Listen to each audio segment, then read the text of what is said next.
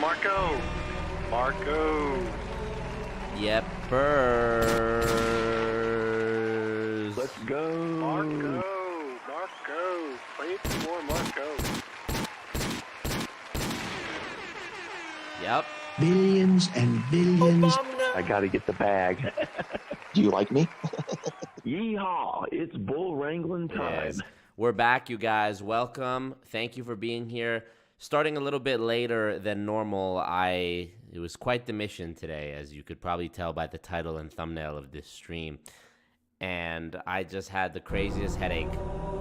Thank you, Billions. Billions and billions. Thank you for joining the cult. I had an incredible headache when I got home from all of the madness today, and I needed a little extra time to, pop some Advil and sit in the shower and try to steam and just rest. I was on my feet all day, and I had forgotten to bring my water bottle in the car with me when I went out on this adventure. And the whole time I either had like a camera in my hands or I had my sign in my hands. So I was not drinking water throughout the day. Normally I drink lots of water. So a headache was inevitable. We love to see that. And I just needed some extra time to decompress. So I appreciate you guys still being here even after that. Make sure you guys click like on the stream. Thumbs up the king. So that we can get people that notified that we're live. Cat Benson, Legend Gaming, NPAS. Come on, Marco. I got to download that. Thank you for clipping that for me in the Discord. Join the Discord for free if you want to hang out with all of us, even when I'm not streaming, and pick up your anti-pyramid tee from alwaysmarcomerch.com, which is also linked in the description. Dana, Diana, Amber, Rainy Kanan, Frankie Figs, Dana again, Dave Vaughn. Really cool seeing all the members in the chat. I love seeing the members and the mods. We love it. Carrie, Dylan Honey, Abbasin, Alez, Rainy Kanan. I mean, so many people, frankly. Alex FPV, Legend Gaming, what up?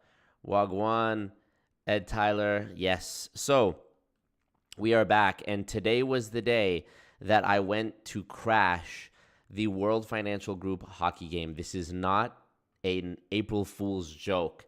However, I think it is very telling that World Financial Group decided to have their charity event on April Fool's Day, just adding another layer to the farce that is World Financial Group. Let me tell you the entire story of what happened, okay? So you guys saw the sign that I made for this event. The sign says, WFG is a pyramid scheme. I didn't make it, sorry. I had it made. I didn't make it. I'm not that artistically inclined. So I had a sign made that said, WFG is a pyramid scheme. Very visible. How? How are you going to crash the hockey game? Thank you for watching that. A lot of y'all liked my Jessica Higdon impression last night, so watch that stream from last night if you haven't. But I have a sign. Have a sign, whatever, that says WFG is a pyramid scheme. It's a high visibility, beautiful looking sign. One of the best, frankly. And I went to West Edmonton Mall where the event was happening in their public, there's an ice rink in West Edmonton Mall. It's public. Any passerby can look and see what's going on there. There's free skate. There's open skating for people to go skate. There is, hockey games. There's figure skating that gets done there. There's a lot of stuff. I personally have never been on that ice, but I've seen it 12 billion times throughout living in Edmonton. I have to give a shout out to my boy, Jessie. Jessie, dude, this dude's been a supporter of mine since like 2015, whether it was music, YouTube, you name it. And I was thinking, first, I'll get my cousin Gabby to come film it. He wasn't available. Then I was thinking I'll get Jamie, the videographer who's helped me before, to come film it. She wasn't available. Then I was like, okay, I'll ask Philip, my friend Philip. He wasn't available. So I was like, fuck, I really don't know a lot of people. But then I remembered, you know what? Jessie might actually be the best person to do this. Because my boy Jessie is that you in the chat, Jessie? Jessie M? My boy Jessie is like 6'5". He's a big guy. I was like, if Jessie I don't know like how he would, react in this type of setting where there's going to be confrontation and like I'm doing something that's going to lead to like conflict. But if he's solid, if he's a dude who has like big cojones and he's 6'5" and a big dude, I'm going to be fine. And bro, the way everything went, Jessie was the perfect person to do it. So big up to Jessie one time. I gotta shout out Jessie. Thank you, Jessie. That's Jessie M in the chat. Jessie, you are the GOAT. He pulled up and saved the day, for real. So we went there together. I got there right as the hockey game was starting. I intended to be there a bit earlier, but it didn't end up mattering. I took my sign. Dude, I cannot wait to put this video together for you guys. I thought, I didn't really know what to make of it when I went there. I was like, I'm going to do some trolling, but what's it actually going to lead to ultimately? I thought maybe it'll be like a quick little 5-minute video. Maybe it'll be like even less than that, like a TikTok, a funny TikTok. But bro, based on how this shit went, I literally might have to call this Infiltrating a Pyramid Scheme WFG Part 4. Marco. There were more confrontations. Today was the day where I had the most face-to-face confrontations with World Financial Group or any MLM people ever. And I don't just mean like, ever since when COVID happened, I wasn't able to go and do these in-person things. Back in January, I did a meeting with a lady at a Primerica office because she was prospecting me for Primerica. But that wasn't really a confrontation because I told her that my name was Alex. I was really interested in signing up. And she just gave me the pitch presentation, opportunity presentation for Primerica that they normally give.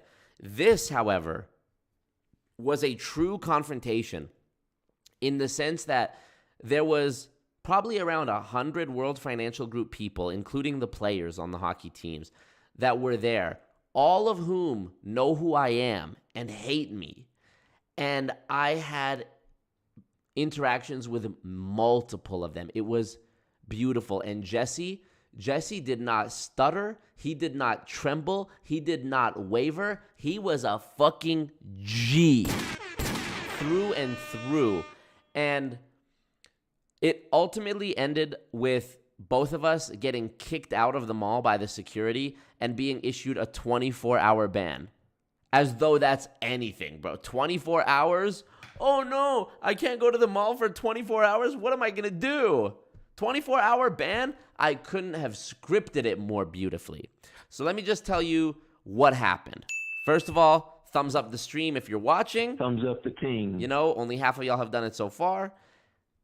I cannot wait to put this video out. And I kind of dread that I have yet another distraction from my Primerica video. But we filmed this today. I filmed a Multi-Level Misery interview the day before that. Yesterday, I filmed another interview the day before that. The Doug Brooks interview that I filmed in Washington, D.C. is already banked. So that's coming. And the Primerica video is on the way. So what do you want from me? And that's not including any of the live streams. Marco. Okay, let me tell you what happened. Me and Jesse and I, we head to West Edmonton Mall. We go inside. I have the sign. We got some great footage of me standing right like up by the ice. So basically the way it's designed here, let me pull up a picture of West Edmonton Mall ice rink. I'll show you a picture rather than trying to describe this, and it'll be more visually interesting for you guys anyways if I actually pull up the picture. So check this out, okay? So here's the ice rink. So in West Edmonton Mall, this is a picture of it. This is actually an even better picture. So, okay, observe here to the right side of the screen here. So you can see there's this railing, right? Where's my mouse? You can see, okay, there. You can see this railing here, right? So there's a net, a black net that comes down in the event of a hockey game or practice, because when the puck is flying around, it's a liability that if the puck flies outside of this area and hits somebody who's walking by just like shopping, right? So there's a black net that came down. So there was there was this, ledge here, barrier with the glass, and then there was an additional layer, which was the net, probably 5 or 6 feet out from this.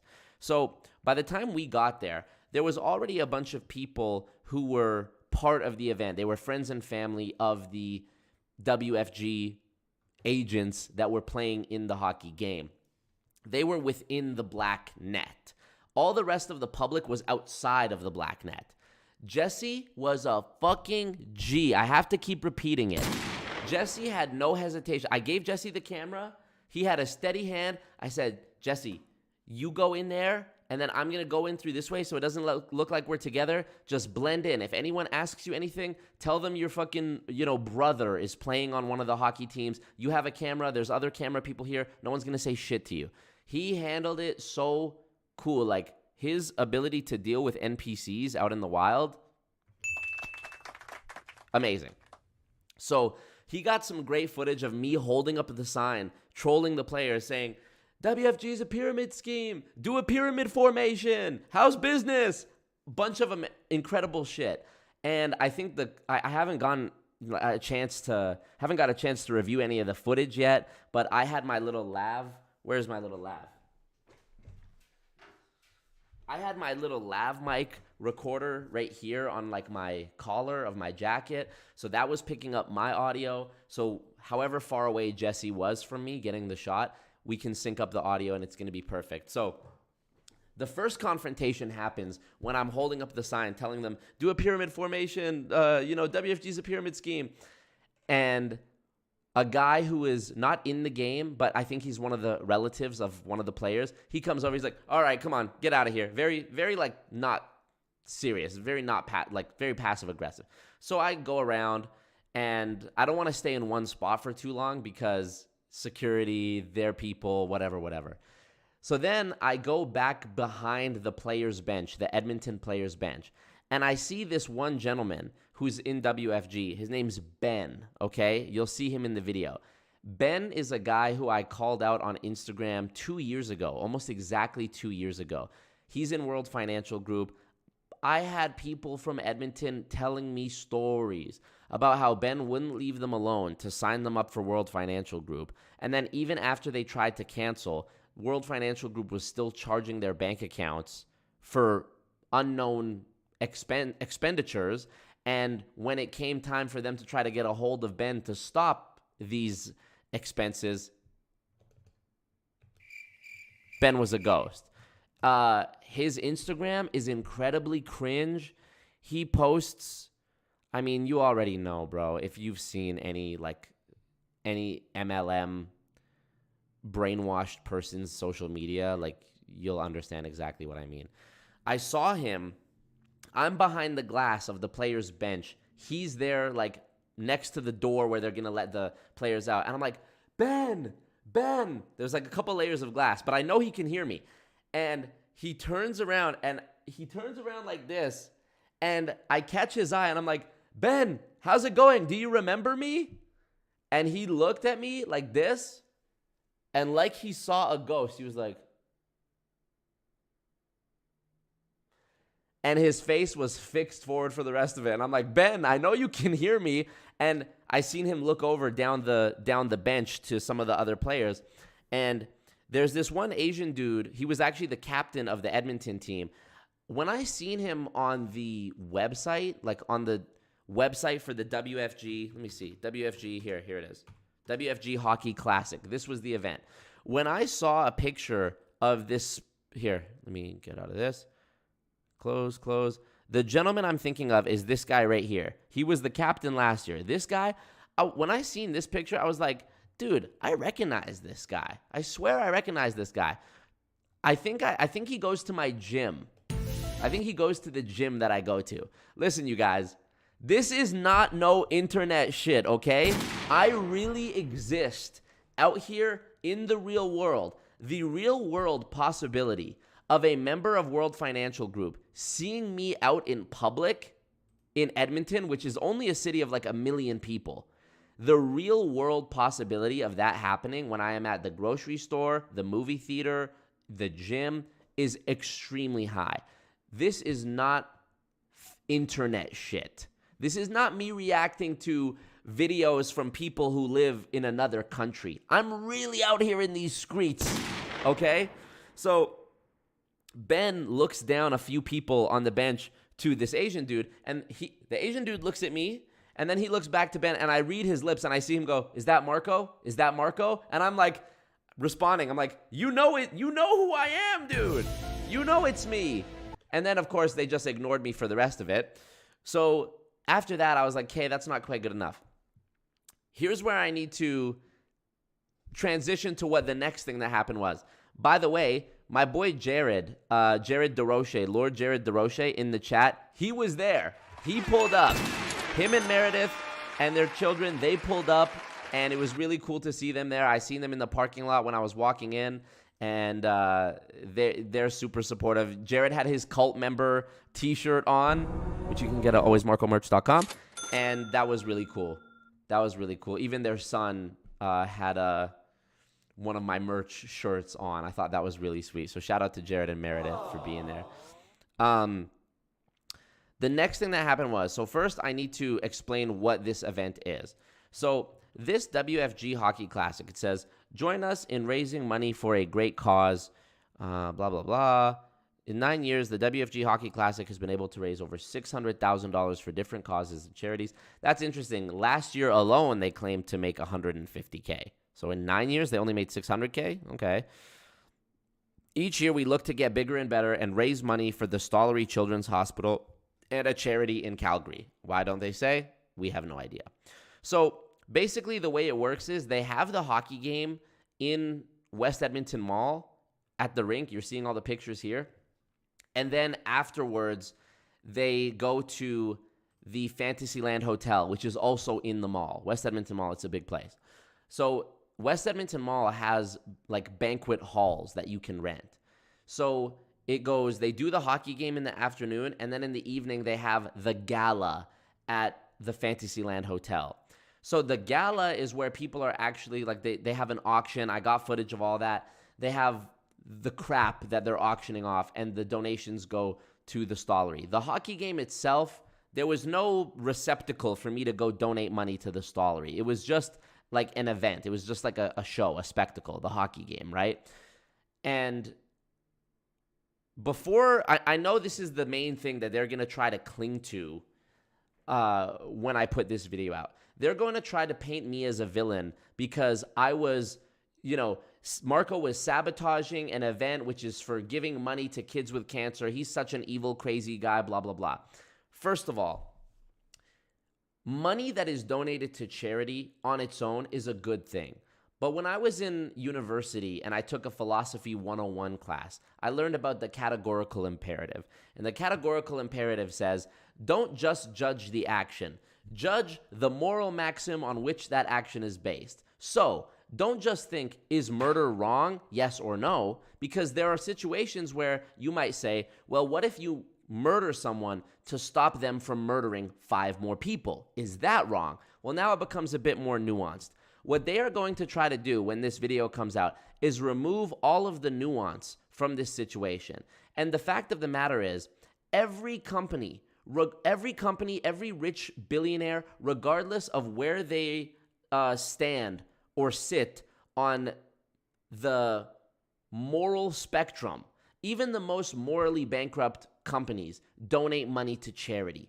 Donating money to charity is a tax write-off. It does not inherently make you a good person or a good company. There's videos on YouTube, very fleshed out documentaries and think pieces that explain how billionaires use art. They buy art, they hire an appraiser, the appraiser says the art is worth this much, then they donate the art to a charity or to a museum. It's a big con, it's a big tax write-off, okay? So having a charity, like when you're at the grocery store, they say, would you like to donate $2 to the whatever? Fuck no, I don't, because that's just your company's tax write-off. My grocery store that I go to, you go to Safeway or Superstore or Kroger or whatever you go to, you really think that big corporation needs your $2 to cut them a break? No, it's just the way they spin it is that you're doing charity. Don't look at it like, oh, I'm not supporting the kids today. No, you're not supporting the company's tax write-off. If you want to go do good with your money, go do good with your money privately. These charities make it easier to receive money, believe me. So I just want to get that out of the way off rip, okay? That I'm doing some bad thing by, making a mockery of this charity event. I did not attend the gala where they're actually doing the money raising. So no matter how you slice it, it's a stupid argument from the jump. The hockey game is not in itself raising money. The hockey game could have not happened at all, and they could still do their gala. So I just want to get that out of the way off rip, okay? So there is a mascot for the Stollery Children's Hospital. He looks like this. Let me see if I can find it. Okay. I can't believe I did this. Okay, so this is the mascot for the Stollery Children's Hospital, okay? Whatever his name is. Dr. Patchup, whatever the fuck. And Dr. Patchup was there at the hockey game, okay? Dr. Patchup was at the event walking around. I said to Jessie, I was like, I got to get a picture with the Stollery bear mascot because it'll just be, I don't know, it'll just be funny. So Jessie is recording he's recording video, he's filming on my camera. And as the bear was leaving that area, I didn't want to go into like the pit that they were all in. There's like an area, like a sort of viewing area right next to the ice, and it was just swarming with them. I knew it was too heat for me to go in amongst them. So I was sort of, orbiting the perimeter of the rink just so I wouldn't get, caught outright. Which I was actually amazed that I got away with holding up the sign for as long as I did, because I wasn't making a spectacle. I was in full view of everybody. So Dr. Patchup, the bear, is leaving the rink area, and I'm like, Jessie, let's go now. So we go, and I have the sign folded up like this, so it's closed. And I go to Dr. Patchup, hey, Dr. Patchup, hey, can we take a picture? And the bear, they don't fucking talk. They're mascot. They're like, yeah, whatever. So me and Dr. Patchup pose in front of the camera that Jessie's holding, and I unfold the sign. Dr. Patchup can't see it. I unfold the sign, and I'm like smiling, and I go, say, WFG is a pyramid scheme. And bro, Dr. Patchup looked at me like, so I'm just going to pull up Dr. Patchup. I'm going to pull up Dr. Patchup on the screen so you can really visualize this in your mind, okay? Dr. Patchup is standing there next to me like this, whatever, for the picture. As soon as I said, say WFG is a pyramid scheme, Dr. Patchup went like this. And then went like that, like shooed me away. Dr. Patchup was not happy. Dr. Patchup was trying to become Dr. Mix-Up because it was about to be some beef. And I ran... After that happened, we left, and I was like, hey, I seen Dr. Patchup snitching. Like, Dr. Patchup says to the girl, when you're in a mascot costume, you have to have, like, somebody with you so you don't fucking fall down the stairs or whatever. So the girl that was with Dr. Patchup had her own, like, World Financial Group hat on, and I'm guessing that the person inside the Dr. Patchup costume was, like, a World Financial Group person, because why else did Dr. Patchup give me that look? You know what I'm saying? So after that happened, me and Jessie are standing there, and security rolls up on us. A girl and a guy. Let me just say one thing about this guy. Hey, male security guard, if you're watching this, what reason did you have to be so sexy?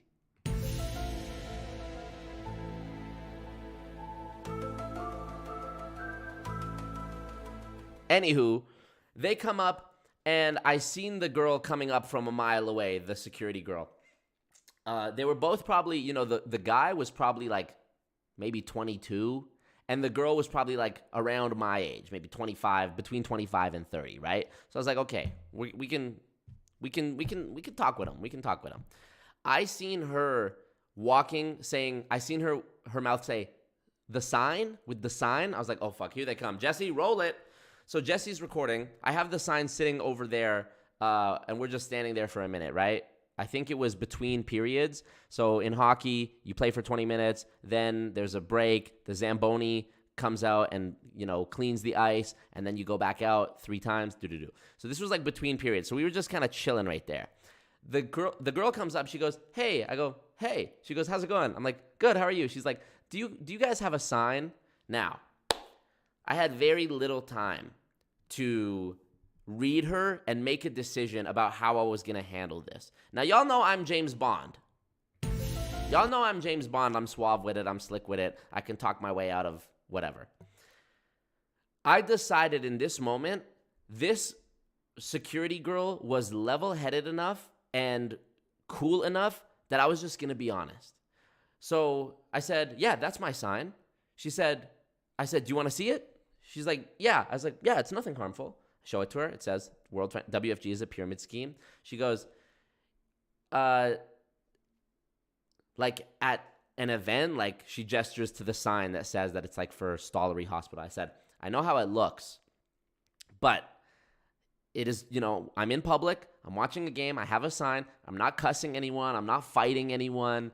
I believe that this company is a pyramid scheme. I know that this is a charity event. However, there's no like this hockey game is just like a stunt. There's no people. I'm not interfering with like an actual money raising thing right now. There's nowhere to donate during this hockey game. There's no donation box going around while they're playing this hockey game. There's no 50-50. They're just playing a hockey game, to have an excuse to play a hockey game, and their fundraising gala is later. So I'm explaining all this to her, and I'm like, I know that they're doing it for charity, but in my opinion, the money they're donating to charity is blood money that they got from scamming people. So I know from one point of view, it looks like I'm the bad guy because I'm whatever. So she was pretty chill. And Danielle, I see you said free speech. We don't have free speech in Canada. We don't have the Constitution. We have something different. We have the Charter of Rights and Freedoms, okay? It's different. We don't have free speech, okay? In Canada, defamation, you could say that somebody hurt your feelings, and that was defamation, regardless of what they said, regardless of if what they said was true or not. Truth don't have nothing to do with it, because in Canada, people have their own truth, whatever the fuck that means.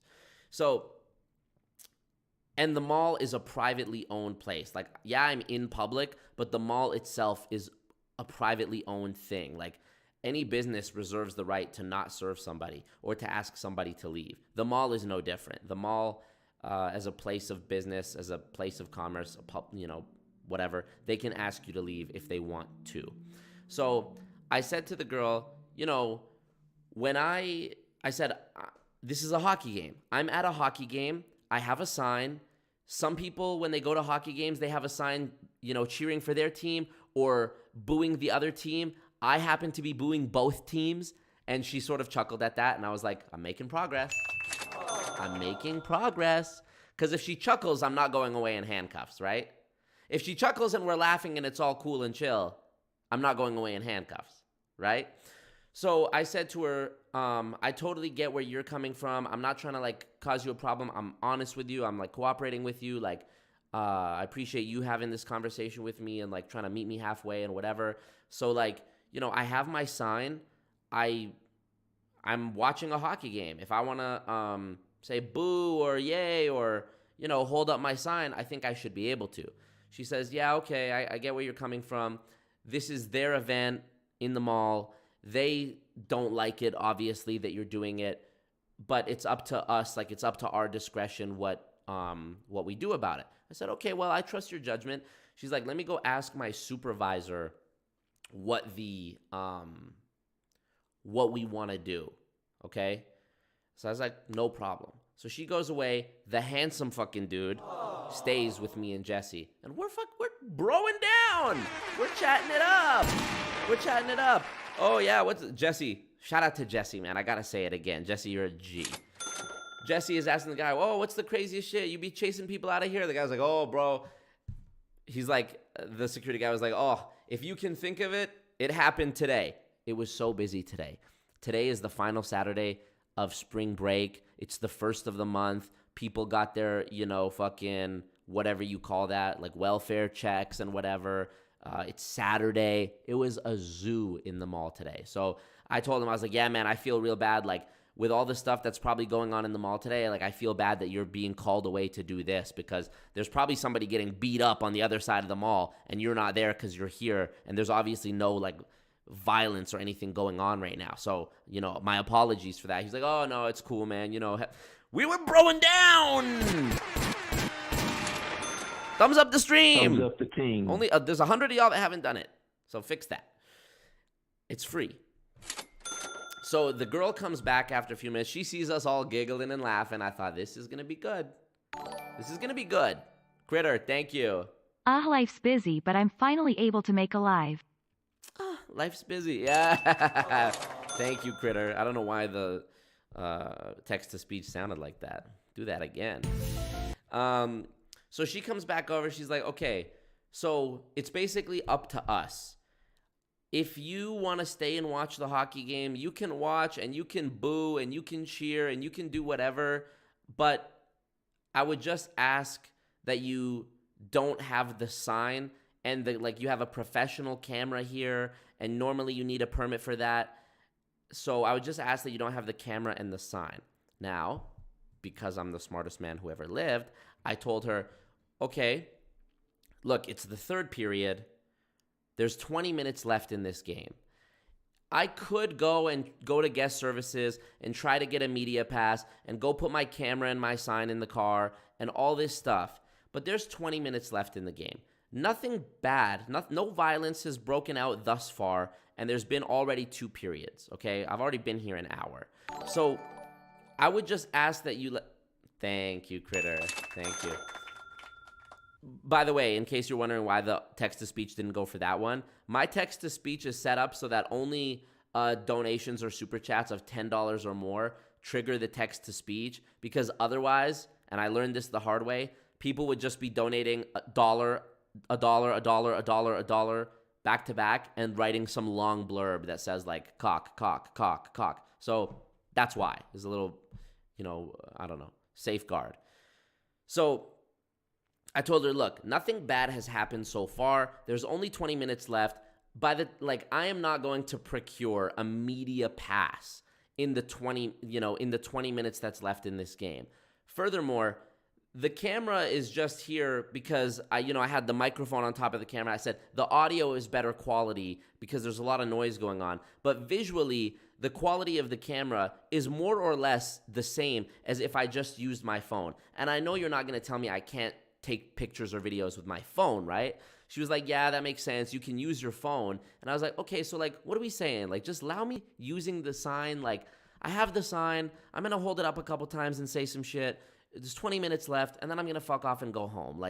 You think I want to fight with these people? There's 100 of them, and me and Jessie. And Jessie's a big dude, like I said. But there's 100 dudes in, that are here from World Financial Group who all hate me. And 40 guys that are actually in full hockey armor who would be happy to, start a brawl with me. So it's I'm just trying to make her see, I'm not trying to be here either. She's like, just get rid of the sign, get rid of the camera, and come back, and it's all good. You don't have to get a media pass. I get it. Do, whatever. I was like, cool. I'm not going to push it any further. Let's do it. I shake both their hands. For some reason, the male security guard shook my hand so hard and firmly that it turned me on, but also pissed me off because I was just trying to give a cordial, gentlemanly handshake.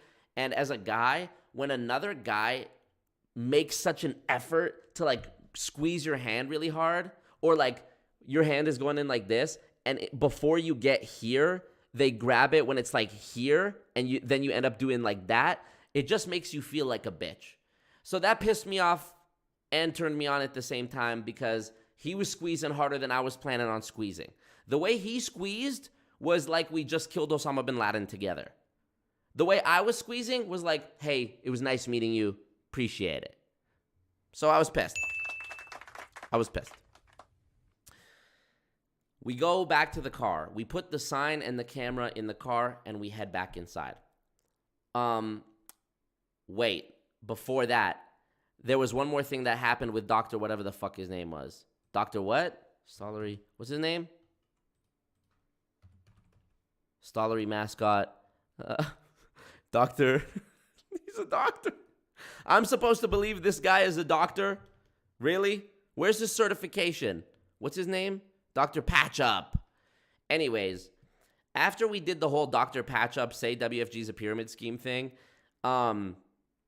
some scrawny little worm came running after me and Jessie and was like, hey, what's this for? Like the camera and the sign. He's like, what's this for? I was like, for my YouTube. He's like, oh, what? And before he could even finish, I was looking behind me. I was like, all right, I gotta go though. I'm James Bond. Marco. Dr. Madoff, yeah. Anywho, he squoze my hand, yeah. Thumbs up the stream. Thumbs up the stream, you guys. Thumbs up the team. 250 people watching, only 146 likes. Okay, so I'm not shit, I guess. So then what happened? Okay, we came back with no sign. I was like, you know what? This is the last period. Let me do something else. Let me go over to the Fantasyland Hotel before the gala starts. They're probably still setting up. Let me go see what I can see inside the banquet hall. So we walk over to the hotel area of the mall. We go up to the floor where the banquet is being held. There's one unlocked door. Inside, I see the band setting up. I see some guy fiddling with some wires. And I see the banquet servers setting up their, place settings and forks and knives and all that stuff. I walk in and almost instantly, there's some guy starts shouting at me from across the room. Marco, I know who you are. Get out of here. Come back at 5 with a ticket. Do you have a ticket? Just up my ass, right? And so shout out to Jessie once again. He's recording the whole thing. He doesn't get phased. When people tell Jessie, yo, you can't be in here, you can't do that, you can't be recording, whatever, Jessie keeps recording. When the security was questioning me, Jessie was holding the camera up to the security like this the whole time. The girl's like, is that recording? Jessie's a G. No. It was.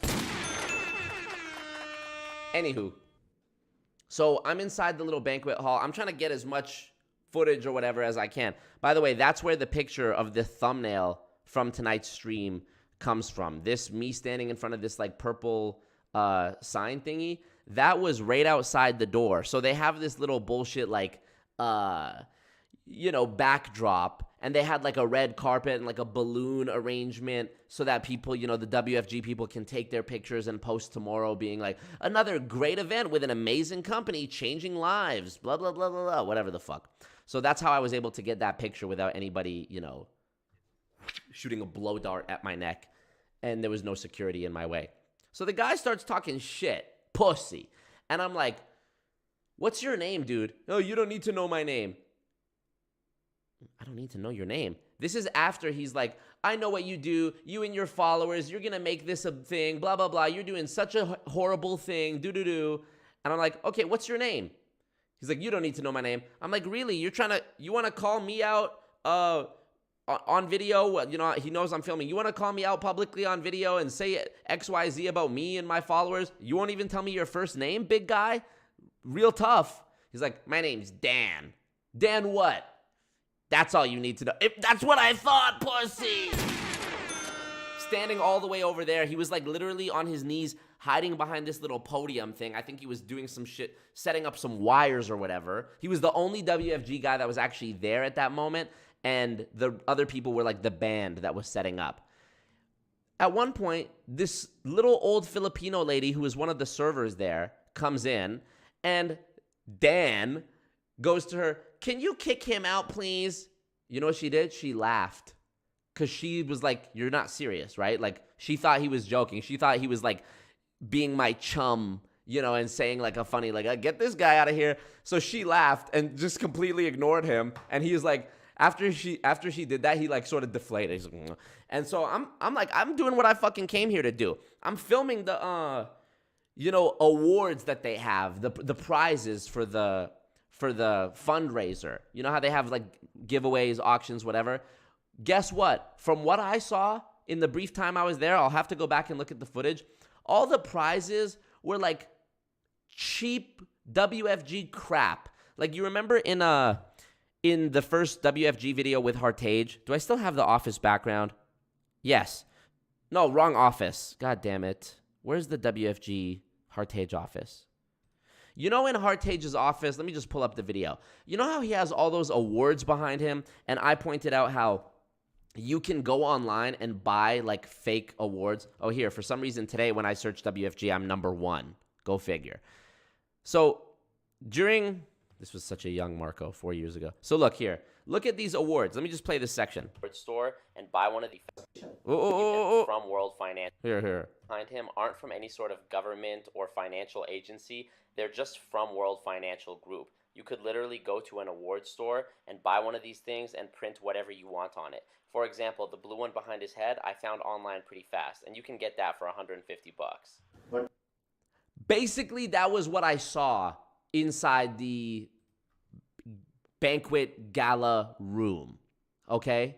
So this guy, Dan, straight pussy, I left when I decided to fucking leave because he was probably 100 feet away. He wasn't even trying to come close. You know, being that he was the only WFG guy there, he was actually outnumbered. It was me and Jessie and then him. What are you going to do? And also, you know what? My confrontation skills, I've gotten a lot more comfortable with in-person confrontation in the past few years of my life because normally people don't want to break like societal things. You know, if somebody asks you to leave, you leave. If somebody tells you you're in the wrong seat, you move. But think about it, bro. Violence, physical violence is the end result.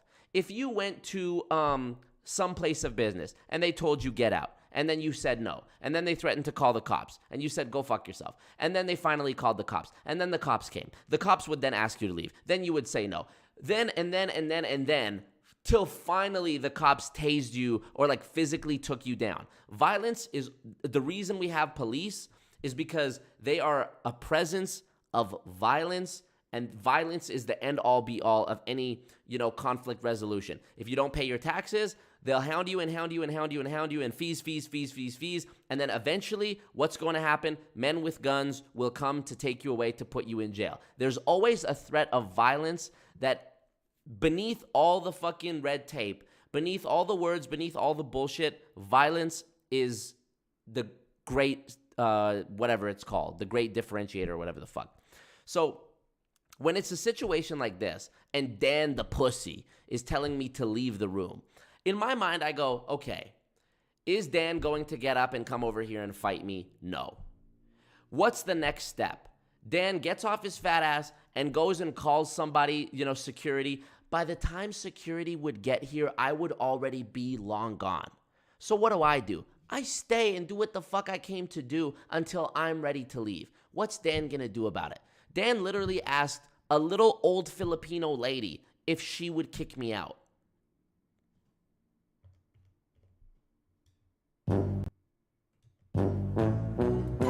The button fucked up. But anyways, you get my point. So I did what I went to do. Now, the last confrontation, you guys are going to be so hyped when I tell you this. You guys may remember, I feel like it was only a week ago, I did a stream where I talked about World Financial Group. This was the thumbnail. Okay, right here. It's called, I finally found WFG's earnings disclosure. And in the thumbnail, you see Raja Dhaliwal, Hartej, and this fellow, Greg Stranadka. Greg Stranadka, I'm almost certain, is the guy who made the defamation complaint that got my WFG Part 3 video taken, hidden from Canadian viewers. You'll remember us watching this little interview with Greg. Positive, I think. Curious. Look at that gaudy ring. Look at that. You'll remember me doing, you know, a reaction to this interview with Greg, right? Now, in the pictures for the WFG hockey event from last year, Greg was in the pictures, but he wasn't playing. So I knew Greg was going to be there this year. Little bit of background, I've known Greg, or known of Greg, and he's known who I am, since 2019. In my video, the second WFG video I did, part 2. Check this out. This office that I'm in with the red background that you see in the thumbnail, this is Greg's office. Check this out. All right. Okay, let's go here. Here we go. Well, you might not, but you said you're all individual brokers, right? So maybe somebody else is willing to. So here's this office. I go here.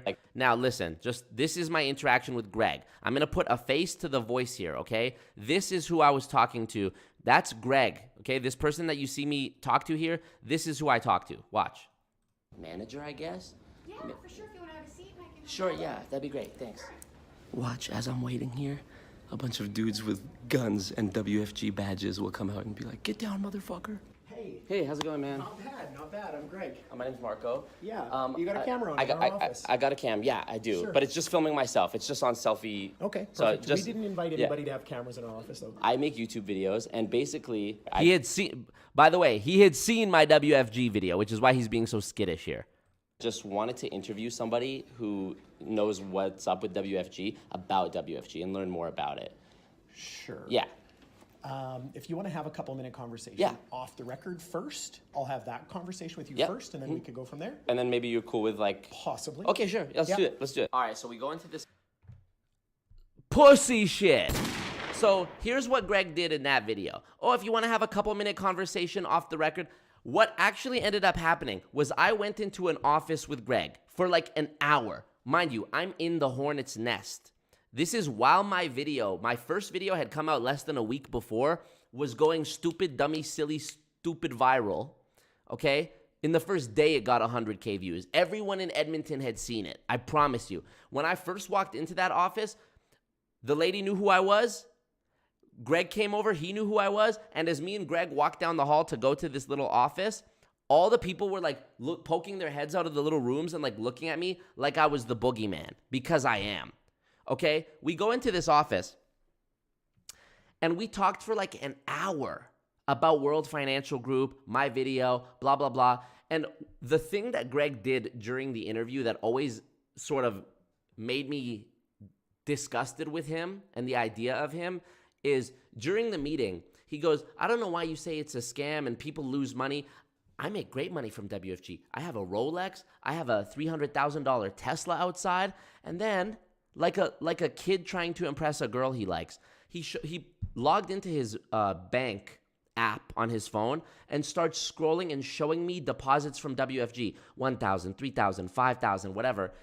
Like, as though that's supposed to prove to me that it's not a scam. Hey, Greg, because I know you're watching this.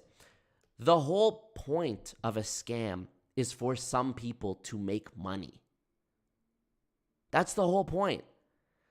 You making money does not prove that it's not a scam. It actually proves my point.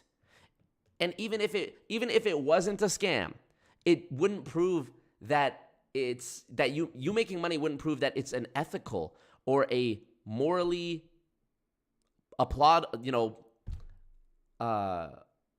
good thing to do. I forgot the word I was looking for.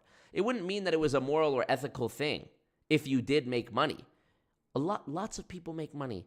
Terrible people make money. Drug kingpins make money. Traffickers make money. Assassins make money. Making money does not prove that you're legit or good.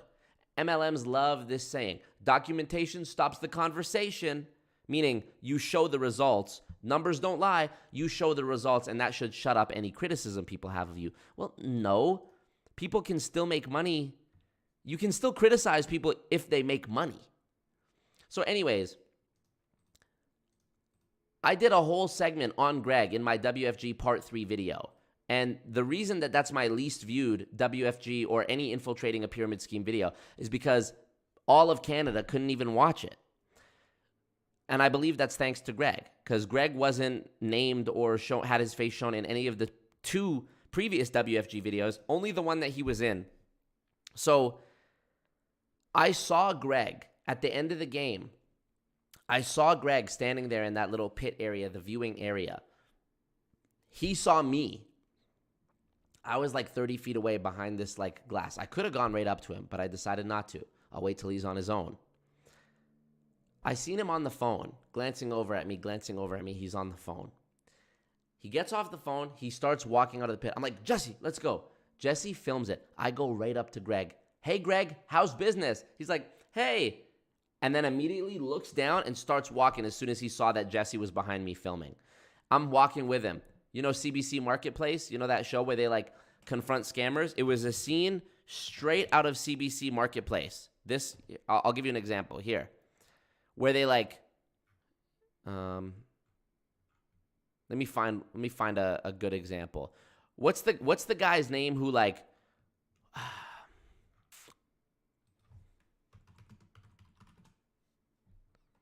what's the name of that show? I think it's CBC Marketplace.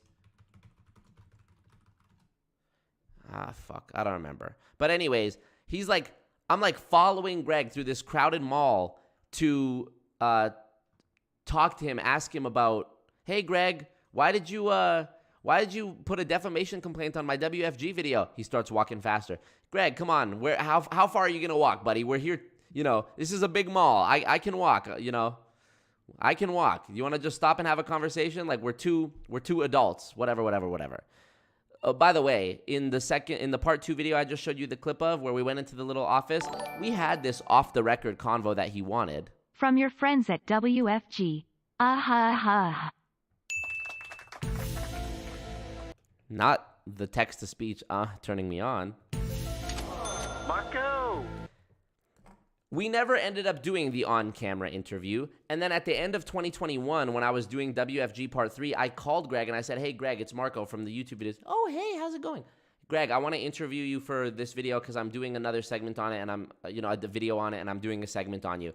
Okay, well, if you want to send me a list of questions to my email and then I'll ask our compliance or whatever department he said, I'll ask them if it's all right to do and then maybe we could do that. Greg, I thought you were the boss. I thought this was an entrepreneurial endeavor. Isn't that what y'all talk about? Be your own boss? Be an entrepreneur? If you're your own boss, why the fuck do you have to get permission from anybody? And even if you did get the permission, you would have never sat down and talked to me. So here I am, following Greg through the mall. And I put it together very quickly because of what happened next. I hear from behind me, hey.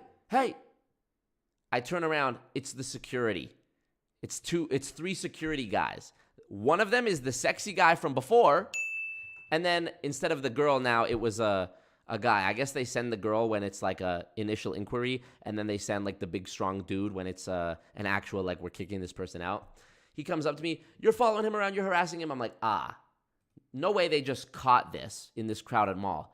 That's probably who he was talking to on the phone before he left it. He was telling them, watch my back, escort me out of here, keep an eye on me, help. And it's like, in what other, by the way, Greg, as I was, walking with him, trying to ask him stuff, he didn't look up from his shoes. He just kept going. Now, let me ask you, in what legitimate business do you have to operate with such secrecy? In what legitimate business do you have to run away from, in a public place, just the idea of 2 men having a conversation? In what legitimate business do you have to save face and look away from the camera and keep your head pointed at the ground and try to literally like speed walk away? If this is such a legitimate business, the only thing I'm armed with is my words and my questions. You're not in any physical danger. The fact that you wouldn't even stop to talk when I've tried every other way. I've gone to your office. Oh, well, I don't want to be on camera. Let's go have a private chat. And then you fed me bullshit for an hour. And then when I reached out to you in 2021, maybe email me some questions and I'll send it off to our compliance and blah, blah, blah. And then now, in person, public, real smoke, real life, man to man. Slippery, slimy, scammer behavior. And the reason that this is, in my opinion, is because Greg knows what he's doing. Greg's been at this almost 20 years. I think actually maybe more than that. I have to go back and watch his interview. But it's been a long time that he's been doing this. You cannot, I've said this before, you cannot be a high-ranking person in a multi-level marketing company without having seen firsthand the amount of people who get churned up and spit out and replaced year after year after year because they lost money. You cannot sleep at night with yourself knowing people are losing money and actually justify to yourself that what you're doing is good and that you're helping people retire and that you're teaching people financial freedom. It's horse shit. And I believe Greg knows. That's why these people are scared. They don't want to talk to me. They make up rumors about me. You know, that guy on the bench, is that Marco? You fucking know it's Marco. You all know who I am. You send my pictures around. You send my videos around. Is that Marco? Is that Marco? I'm the number 1, 2, and 3 thing when you search WFG on YouTube. You know who I am. You know who I am. And I don't know, it just speaks to the mass cowardice of these people that I can go in person and pull up. I'm just one guy. I'm not a big guy. I'm 5'9", 160 pounds. Okay? I'm by myself. I'm with Jessie. But up until this point, every WFG interaction, it's me and a selfie stick by myself. And what do? Dan asking the little Filipino woman, can you kick him out? Greg zooming right by. Pussy shit. Speaking of the attrition rate, I'm doing this Primerica video, as you know. Primerica's last year's report, their quarterly report for the end of the year, 2022, it says that at the beginning of the year, they had something like 150,000 agents, members. Throughout the year, they recruited 50,000 new people. And by the end of the year, you know how many agents they had? 150,000. So you had 150,000 at the beginning, and you ended with 150,000, but you recruited 50,000. How does that work? Because 50,000 people left. I can't think of any industry, any company that could recruit 50,000 people in a year and still have the same number of people the next year, at the start of the next calendar year. Real businesses don't have that kind of turnover. You know, I've heard stuff about Steve Jobs was such a ruthless CEO because he would fire the bottom 10% of Apple every year. I don't know if that's true, but that's something I've heard referring to the ruthlessness of a CEO. These companies have a minimum of 50% attrition rate. I'm probably misremembering the numbers because 50,000 is only a third of 150. But even that, a third, 33.3%, that's huge. That's huge turnover for any legitimate company that's actually providing a product or service that people out there in the world want. And there was one other thing that happened at the hockey game. There was a guy on the upstairs level spectating. I saw his big emerald WFG ring, just gaudy, disgusting, accessory. He's got a suit on. I was like, oh, this is a WFG guy. I went up to him. I played stupid and banked on the fact that he might not have recognized me because he was older. And I went up to him and I said, hey, what's this hockey game for? He's like, oh, it's a charity event. I'm like, okay. Mind you, the whole point I'm making with this story is to show you how much subterfuge, deception is used in the most simple of interactions with these people. They become sociopaths. It is just second nature to them to lie on instinct. No, I'm not lying. I'm piquing your curiosity. I'm not revealing the name of the company because I'm trying to get you curious. Anyway, thank you, Talo, noticing the gains. Appreciate that. I said, and what is this? It's a charity. He goes, it's a charity game. I go, what for? He's like, for the Stollery. Now, I already know all the answers. I'm just seeing what he's going to say. And Jesse's filming me. Shout out to Jesse. And I go, is it like Edmonton Oilers? Because the WFG Edmonton team has their colors like the Oilers, and the Calgary team has it like the Calgary Flames. I'm like, is it like the Oilers and the Flames? He's like, oh no, this is our financial firm that's doing the hockey game. It's not like actual hockey players.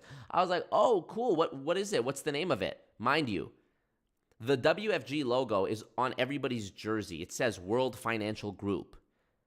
And when I asked the name, this guy pulls out a pen. It's this pen that I have right here, actually. And he hands it to me. And I look at this pen. It's like, instead of a business card, he gave me a pen. And printed on the pen, it says his name, Mark. And it says, Success by Design, Inc.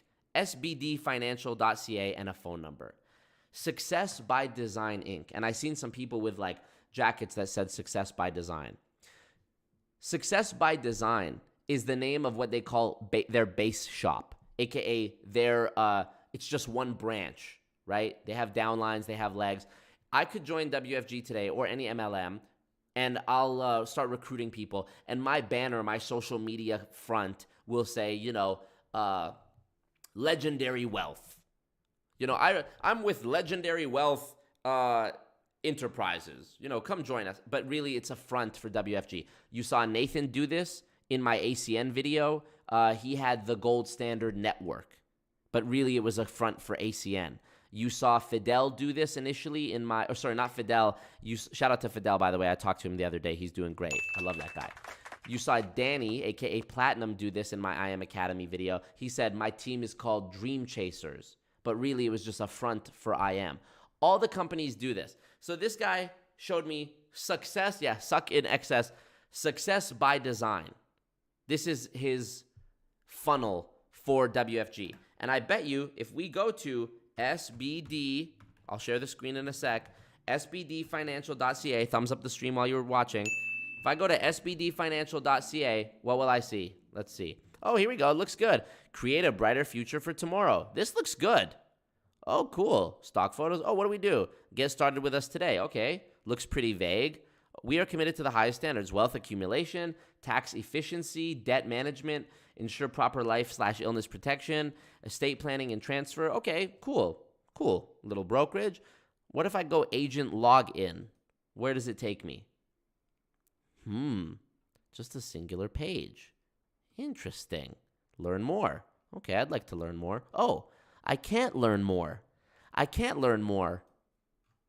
This is all the information they give me. I would have to give them my information through my name and my email if I wanted to get more information. Connect with us. Oh, no, same thing. Stonewalled at every turn. Subterfuge, deception, lies of omission, leaving out details, lack of transparency. These are all hallmarks of any MLM company. Nathan's, I don't even know if Nathan's site is up anymore. Gold Standard Network.com, I think it was. Maybe it was .ca. I'd be amazed if this actually loads up. Okay, let's try .ca. Nope. Wow. Let me see. Gold Standard Mentor Nathan Goldberg. No, wow, I can't find it anymore. Crazy. But anyways, you get my point. So this guy did the same thing, and he's like, yep, been doing it 19 years. 19 fucking years of scamming. Can you imagine? 19 years of scamming, and you still think you're the top G. And I remember I even was like, oh, yeah, I saw your ring over there. I thought maybe you'd know. I should have took my phone out and took a picture of it, but I didn't want to be too heat bag or have him notice Jessie filming me. And he shows me his ring, and I saw it up close, and it was just like, and by the way, no, I saw a couple of people asking. Hartej was not there, unfortunately. I know, very sad. Oh, I know. This was mostly white dudes. I think everybody playing in the game was white, except the one Asian guy I pointed out who goes to my gym. And also amazing that I've seen this guy at my gym so many times. I've never talked to him, but I've seen him so many times, and he knows who I am and has just never said shit to me. That's what I mean, bro. These people who scam are really not about that action and about that smoke in real life. Fighting is hard work. Scamming, you guys scam because it's not hard work, right? That's why you're drawn to it, because you watched some presentation and you thought you were going to be a millionaire in a year. That's the facts. And the irony is that y'all end up working way harder than people just working horrible 9-to-5 jobs, journey of the broke. God forbid. God forbid somebody clocks in, clocks out, and then has the rest of the day to do whatever the fuck they want without worrying about work. God forbid they don't have to be, prospecting 500 people a day and jumping on Zoom calls and all this shit. So, but the point I bring up with them being mostly white is that the first WFG video I did gave the impression that it's like Indian phone scammers. But WFG operates sort of like, there's different branches, almost like different gangs. Like the way Raja Dhaliwal, and I sort of emphasize this, the differences in my WFG Part 3 video. Go watch that. I show what it's like for the Raja Dhaliwal downlines that target South Asian communities, and then I show what it's like for Greg Stranadka and his boy Cameron, I forget his last name, that do the, you can go watch the video anyways, that do the, that target like white people. And so this was like none of the, WFG, like blue jacket, red jacket, yellow jacket, that's their thing. The hartej offices, that's their thing, the jackets. These guys, they do the rings. It's a little more subtle, whatever, you get me. So Hartej was not there, unfortunately. I was sad too. I wish I could have seen him. That would have been amazing to reunite with my boy Hartej. He's not your boy. So, yeah, sneaky. NPAS says sneaky. Yeah, the website is sneaky. Charity gala on a Saturday is a very white guy thing, says Dave. Here, Hannah has an interesting comment. She says,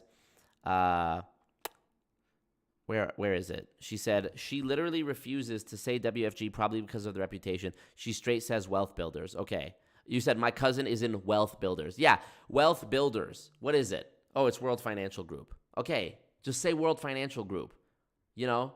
Imagine like you had an Apple store or you were selling Apple products, but you're like, oh yeah, I'm with Fruit Enterprises. Oh, cool. What is that? Oh, well, we sell Apple. Well, just say Apple. Or like there's Worldwide Dream Builders, I'm pretty sure is Amway. Worldwide Dream Builders. Oh, here we go. Yeah, exactly. Worldwide Dream Builders.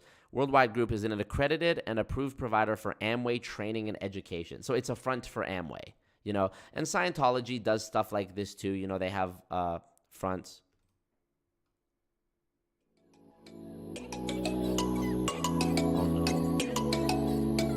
Hi there, my name is Jen, and I work for a company called Worldwide Group. You work for Amway, all good. So, we covered that. Now, are you guys ready to get into what I know we're all itching for? Marco. Let us listen to the brand new episode of Building Fortunes Radio. 7:30 a.m. Wrong button. It's an ad. Okay, Dave has linked me a new site called Tune In. Okay, this looks different than any of the Building Fortunes Radio sites we've looked at before. Dave says, this site allows you to change the speed and has a large play bar. Woo-hoo! Woo! Okay, I'll use that, but on one condition. Y'all have to click like on the stream. Y'all got to thumbs up the stream. Alrighty. Also, don't... Okay. Here we go. Let's check it out. There's an ad. Work starts in 30 minutes. It takes 25 minutes to get there. It? So you're at the door, down the stairs, grabbing a coffee on the way. The breakfast of champions. Mute it. All right. Can't wait for this. Marco! Scott's back tonight from his Trump rally. We're almost at 300 viewers. Click like on the stream. Thumbs up the king. Do you like me? Let's do it. All right, here we go. Long ass ad. All good. Welcome to Building Fortunes Radio. Make sure you check us out at buildingfortunesradio.com. Marco. Along with our marketing partners, we're here to help our PO marketing network customers build their business and make the world a better place. At Building Fortunes, like me? we know how much your business means Check to it you out, y'all. and the people important to you. So spread the word, tell a friend, join our newsletter, and go make a difference in your world. Now on to our show with your host, Peter Mingles. Hello, everyone. Peter Mingles here. You're listening to us on Building Fortunes Radio. It's www. Y'all told me I got to skip to the first 20 minutes, I think, right? Let me check the Discord real quick. Somebody said, oh, fuck. So you guys got to use the Losing Fortunes Radio chat because, or a channel on the Discord, because otherwise I'm, okay, 1930, the Trump rally talk starts, says Alex. Okay, let me check it out. www.buildingfortunesradio.com. I'm skipping. I don't need to hear the origin story of BFR for the 100th time. My name is Peter, various things about home-based businesses. If you work hard enough and long enough, you'll get filthy rich. That's the mantra, in one sentence. And so customers don't have that incentive, but distributors do. Distributors are reaching for that goal of making money from the business. And so they're being told, you got to do what I did to get to where I am. I bought the products. I bought the tools. You need to do the same thing if you want to get to where I am. And so that's sort of the environment. Hold on. Dave says they usually use project hours and pay rates to match rank affiliation in schemes like Herbalife. Interesting.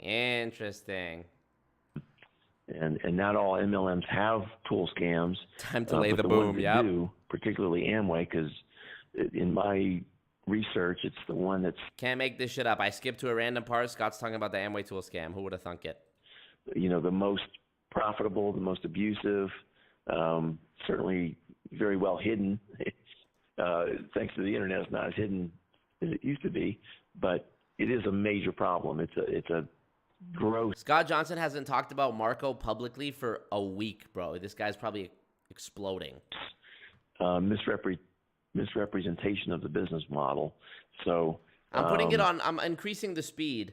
I'm putting it on 1.2. Oh, that's great that they have 1.2. Shout out to Dave for finding this. Those are the two biggies. And I just wanted to, and by the way, lack of retail sales, people throw around the P word all the time. Pyramid. They have no idea what it means. The definition in my mind of a pyramid versus a legitimate MLM, and if you heard the heads explode, it's because there's a lot of people out there, the anti-MLM or Huns, as I call them, they don't think there can be a legitimate MLM. And that's the heads you hear exploding right now. And the FTC has cracked down on MLMs, individual ones, not enough of them, by the way. And generally, they've drawn the line at 50%. In other words, if every household sold as many products as that household consumed, that would be 50%. I know Marco's not good at math, but I'll slow down there for him a little bit. If you had 50% or more, of course, you can always sell more than 50%, but 50% is the minimum, then you would be considered a legitimate MLM in the eyes of the FTC. There you go, Scott. You cracked the mystery. You cracked the code. Technically, what he's saying is true, that the official rules say that as long as more than 50% of the money comes from actual genuine retail sales, it's not a pyramid scheme. But there is no MLM that has ever been able to prove with real data and be able to back up. Like, they can fudge the numbers and say, oh no, most of our money comes from customers and not recruits, but they have their terminology. They'll just change the meaning of the word. Like, for them, customer might mean you have less than 3 people under you, so you're just a customer because you don't qualify for the compensation plan yet. When realistically, these customers are people who are in the system already trying to achieve financial freedom and whatever they say in the presentations and actively trying to recruit. They just haven't got anywhere yet. So all they're doing is spending money with no return. And so the company calls them customers, which they technically are. I mean, you're technically a customer regardless how high up in the company you are, but this is how they get around it. Because the vast majority of people in MLM companies are losing. We know this to be true. Watch my video, Why Making Money in an MLM is Impossible, to see why using math. Scott, Peter, I know you're not good at math. Using math, I explain how the vast majority of people in a company, in an MLM company, have to lose money by design in order for anyone to make anything. Okay? And this applies to any MLM. Yeah, I guess technically then, Scott, there could technically be a legitimate MLM. And by that logic, every MLM already is legitimate because they all claim that more than 50% of their revenue comes from customers and not distributors. Both words are, bastardized here. But no company, no MLM company could actually prove. Watch my conference speech. I explain. If I go and buy a starter kit of shampoos or whatever from a skincare MLM, how does that company know whether I sold the shampoo or whether it sat on my shelf? Y'all do not know your own sales metrics. So you can't, this whole thing of Scott being like, well, actually, there could be a legitimate MLM if 50%, the anti-MLM Huns, they don't understand this. No, Scott, you don't understand it. I'll give you the benefit of the doubt, Scott. I know you're watching this. You tell me next time what MLM company can actually prove without using that language game that I just described a moment ago. What MLM company do you know that can prove the existence of real customers and not people who are just trying to like climb the ladder? Sorry for the rant. And in my eyes, quite frankly, I think if you can demonstrate free market demand. LOL, he's talking like Trump now after he went and seen the Trump rally. Well, in my eyes, quite frankly, a lot of great companies, more than 50% of the money comes from customers. Which is customers, not distributors, because again, as I mentioned, the distributors have another incentive going on in their minds that customers don't. Customers just look at the product, the price, and they say yes or no. Usually it's no. And so that is the definition of a pyramid scheme. I don't even think the FTC really understands that. They have done, court cases and settlements, and that's generally where the line is drawn. But I've never seen the FTC actually define it like that, like I just did. And so that's something that most anti-MLM Huns just don't understand. By the way, Jimmy Moon, I know it's sometimes tough to discern the difference between their two voices, but the last episode was just Peter by himself, not Scott. And that's something that needs to be understood better, because that is the definition of an illegal pyramid. People throw around the P word. They have no idea what it means. Absolutely nothing. Now they do. If they just listen to me now, then now they do. So anyway, I'll stop there. Like I told you before, Peter, I did go to Trump's rally. It was the first rally of the 2024 campaign. Real shit. I'm high-key jealous that Scott got to go to a Trump rally and I've never been to one. I know I'm Canadian, but like I would unironically love to go to a Trump rally and wear like a MAGA hat and just pretend like to really feel what they feel, because I think I would have fun. I really do think I would have fun, and being able to see Trump say Obama in real life, it would actually be like a trippy experience. I wouldn't go, like I would try to enjoy it, honestly. I would. Campaign, and now that he's indicted, I'm sure he's going to keep campaigning. I'm not saying it was the last one, but it was certainly historic. And I'm just really glad that the warden let me out of prison temporarily to attend. Scott, you're funny, dude. I got to give you that one. That was good. Scott, I'm glad the warden let me out of prison long enough to go to the Trump rally, because we had a theory that we were speculating that maybe Scott Johnson was in prison, which is why they're always doing this show on such a shitty quality phone line, and why we never see pictures of Scott and he never tells any specifics about his life. And now that he's indicted, I'm sure he's going to keep campaigning. I'm not saying it was the last one, but it was certainly historic. And I'm just really glad that the warden let me out of prison temporarily to attend, Trump's rally. Or was it? Or no, wait, maybe was I in prison, or was I? No, I was working my HVAC job up in Plano, and I asked my boss for some time off, and he said, "Yeah, you can have the day off, but you got to work Sunday. You got to work the next day." I said, "Hey, that's a deal." So I don't know which one I want to go with. One of those two stories. Whichever one always stupid narco wants to pick. As far as how I got there to Waco, he's free to pick whatever story he wants to go with. But, well, at least we know one place where Scott was. So if somewhere during this episode he says like, "Oh yeah, I was right up front," then we could go find footage from that most recent Trump rally and potentially find Scott in the crowd. Just an idea. I'll stop there and let you make any comments, but I did mention to you right before the show tonight, I'm jealous that you had a whole hour and a half or whatever time you took last week. An hour. to really give it to Marco, and I want equal time. So I'm demanding equal time tonight. Woo! Let's go. See, they're not done with me after all, y'all. To talk about my first 27 years, just like you did. That would be a fun time. But let me stop there and let you make any comments on. And by the way, the rally was great. It was just a tremendous event. A lot of high. Literally talking like Trump. Tremendous. One of the most tremendous rallies, frankly. So good. A lot of great people there. Not Rosie O'Donnell, because she's a dog. Where's the bag? Where is it? I'm looking for it. Where is it? No, I'm playing. Energy there. It was just great. But I don't know if you had any questions about that or any comments you wanted to make on what I've said so far. Yeah, I'm sure there were there was no circles in the room with social distancing, and they packed a few more than a half a dozen people in the room. So I'm sure the place was packed. Like you said, high energy. Donald Trump was there. Lots of other people were there as well. My new hero, Mike Lindell. You know, I'm a big fan of Mike Lindell. We spoke about that on the radio show, how I've supported Mike Lindell by buying his product. Same thing with other people like Alex Jones. And Scott, you might have missed it, but we have our own sponsorship with Always Stupid Marco T-shirts. So if you go to alwaysmarco.store, you'll be able to see the T-shirts that are up there. So for those people that are listening in, if they might have missed it. And let's see if they fixed the link. So let's see if I can actually buy merchandise. This one says Always Stupid Marco. This one says Suck Me. For some reason, you can't actually buy them. There's no link. Oh, sorry. We're working on NFT versions. Oh, okay. So it's an NFT merch store. So they don't understand what merch is. All good. All good.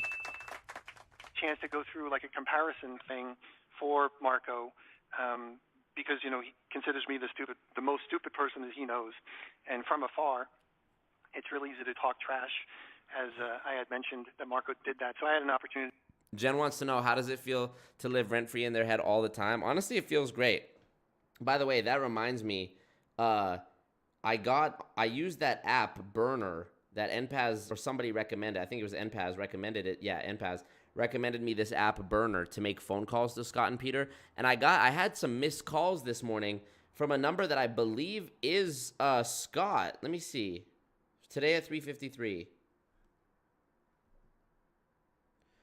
And this number is a 386 number. 3866. Let me see. Peter. It might have actually been Peter. No. Who did I have a missed call from? Let's see. I had a missed call.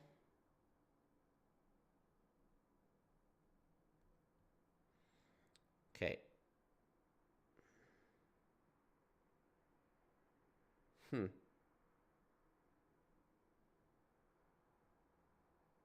Interesting. Let me try calling Peter right now. Let me try calling him right now. These guys talk about me but don't actually talk to me. It's strange, right?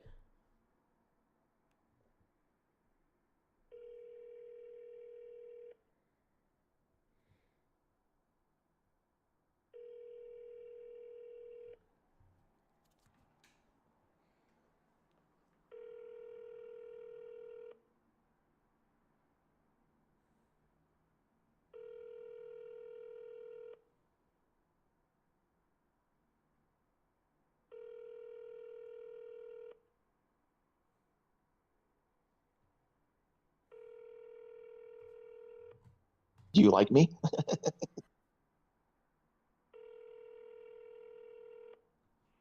Hello, this is Peter, and thank you for calling. Chances are, if you're receiving this message, I'm here. Bullshit. Okay.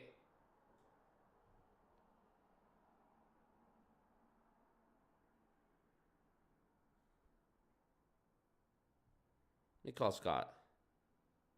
Let me call Scott Johnson. 214. Here we go. See if it works. Well, he's watching right now, so he's not going to answer. I feel like every time their phone rings, they open up my channel on YouTube just to see if I'm live.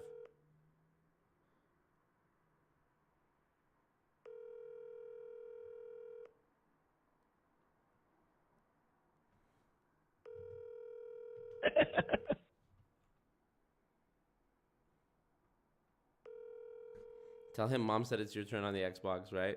All right, they didn't answer.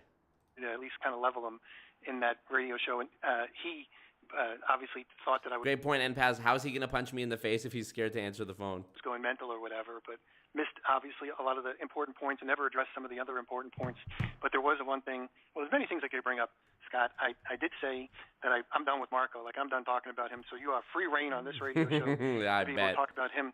But I did mention in one of my things about people that talk trash, like Muhammad Ali. Sorry, yeah, thanks, Scott. Scott Schaefer. Yeah, you missed my call, buddy. When he was talking trash on his components, he'd say, listen, if you can back it up, it ain't bragging. I don't think I mentioned that on the radio show, but I did mention the one with Mike Tyson, that everybody's got a plan until they get punched in the face. And if you saw Marco's Wednesday video, I didn't bother to watch anything that he did on Friday, but if you looked at him on Wednesday, it looked like he was bitch slapped by somebody because his face was all red. And of course, Marco doesn't know how to tell the truth, so he made up a story about how his skin is so sensitive. But it looks like probably somebody bitch slapped. This guy goes into a diatribe about my skin after prefacing that he's done talking about me. I love it. One way or another, because it was all red. And I thought that was kind of funny. But I got to share with you, Scott, as we kick this off, I was gonna not mention anything else about Marco because I just said I'm done with this guy. But I was overwhelmed by chat messages, email messages, voicemail messages, and I wrote them down, and I could read them, but I will not read them personally because Marco likes to take little sound clips from the things that we say, and I wouldn't want some of these to be a sound clip. So what I did was I used the old text-to-speech software. Oh, no. And there were some from some guys and there were some from some girls. So I used the standard guy one and the standard girl one, and I'm going to play them now for you, Scott, just so you can see some of the feedback that I got when I said that I was no longer going to talk about. Watch it be better quality than their actual microphones. So here we go. You ready?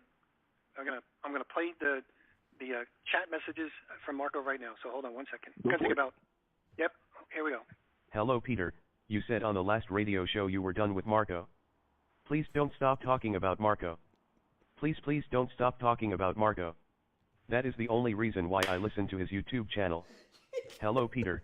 You said on the last radio show you were done with Marco. You can't do that to looping. me. Don't stop. Hello, Peter. You said on the last radio show you were done with Marco. Why is it looping? That's insane. He will not let you do that. Hello, Peter. You said on the last radio show you were done with Marco. I am 55 and a math teacher and I watch Marco on YouTube all the time. What's wrong with that? He's my idol. I also started jerking off at school after hearing Marco started jerking off at school in 7th grade. What's wrong with that? Hello, Peter. You said on the last radio show you were done with Marco. I am a medical student, and when you said something about the awkward filming of Marco Mokaber at the anti-MLM conference, with the full frontal view of Marco's nostrils, I have to tell you, my expert advice is that wasn't his brain you could see, it was a booger. Hello, Peter.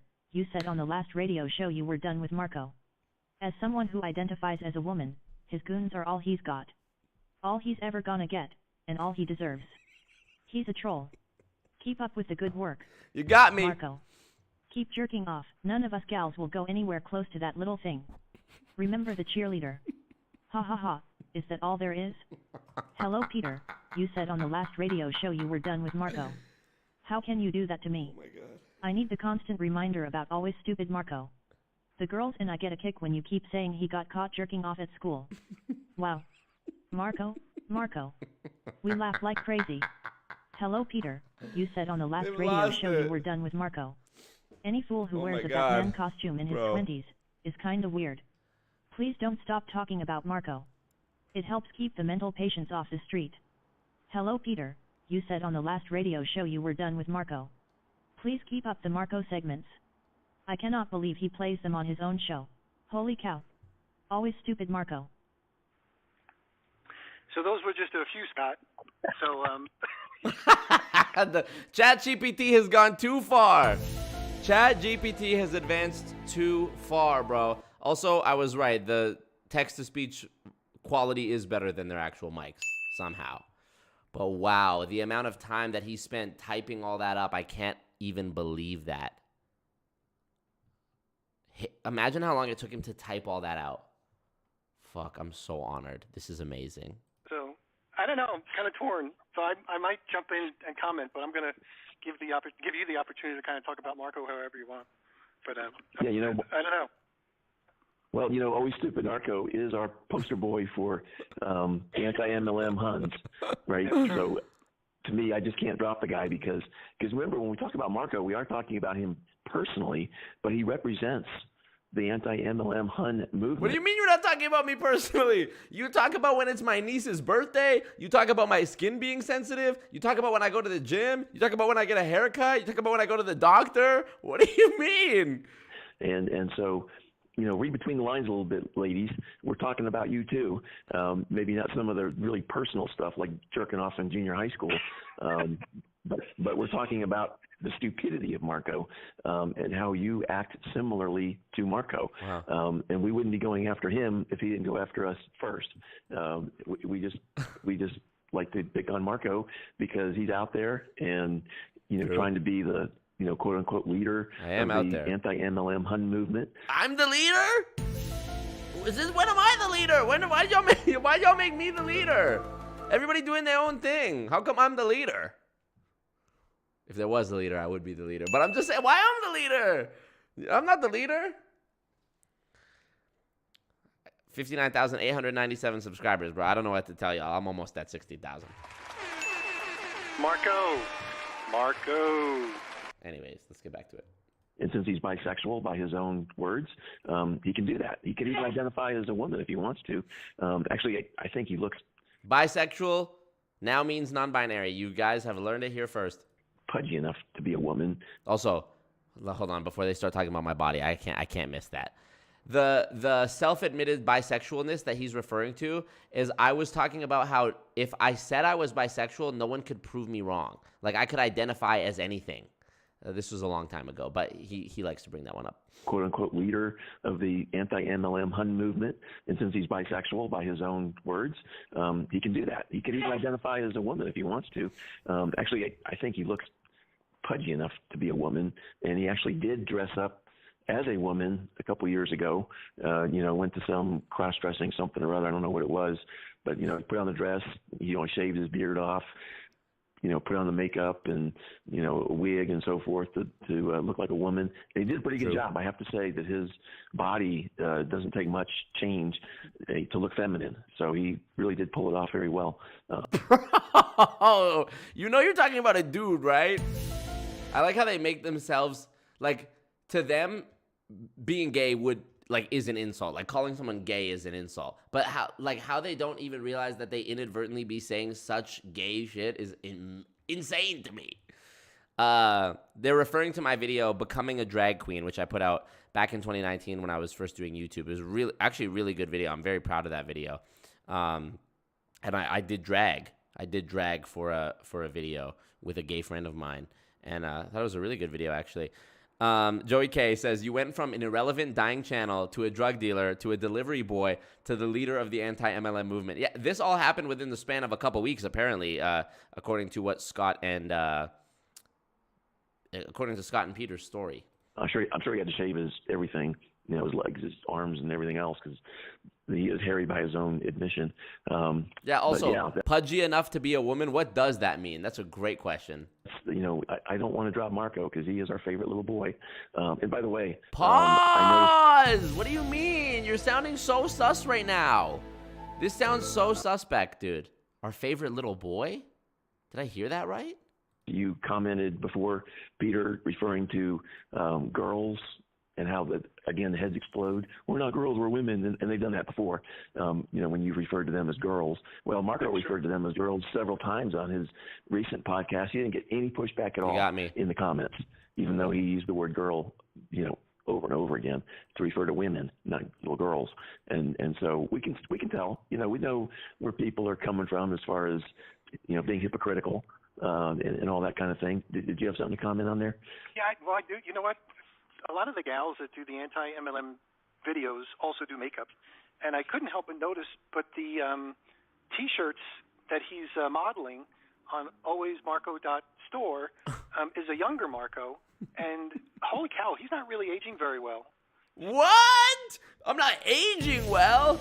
Let me go to Always Marco store. Bro, those pictures they're talking about are only like 2 years old. Hold on, where's the fucking thing?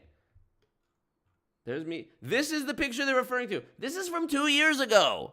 What do you mean I'm not aging well? I look better than I did fucking 2 years ago.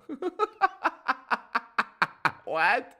I never stop being surprised by the shit they say on this show. So he was, I'll say it, Marco, you can grab this for a soundbite. He was cuter way back then, and now he's kind of looking older. So maybe the gals can help him with some cosmetics or maybe some ideas. What?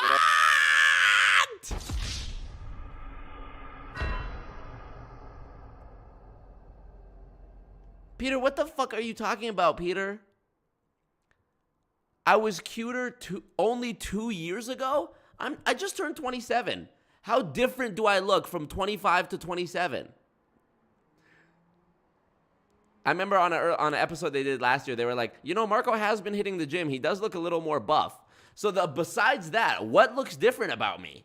I was shaving my head for a short period there, but also saying I look older as time has passed. Duh. What, am I supposed to look younger as fucking time passes?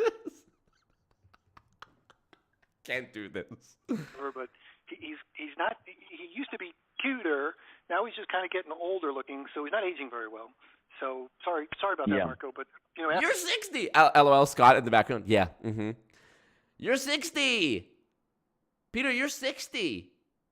Some of the Huns for maybe some makeup tips or something else like that. Maybe some anti-aging. Yeah, some of the MLM people for some anti-aging serum or something like that. I'm the youngest fucking anti-MLM person there is. What do you mean? I'm younger than most. I'm pretty sure, anyways. Is there a younger anti-MLM person than me? I don't know. And I'm supposedly I'm the leader. I don't know. I can't follow it. But or maybe you have to do a different camera angle, maybe on an angle side. But not aging well, Marco. Not aging well. So back to you, Scott.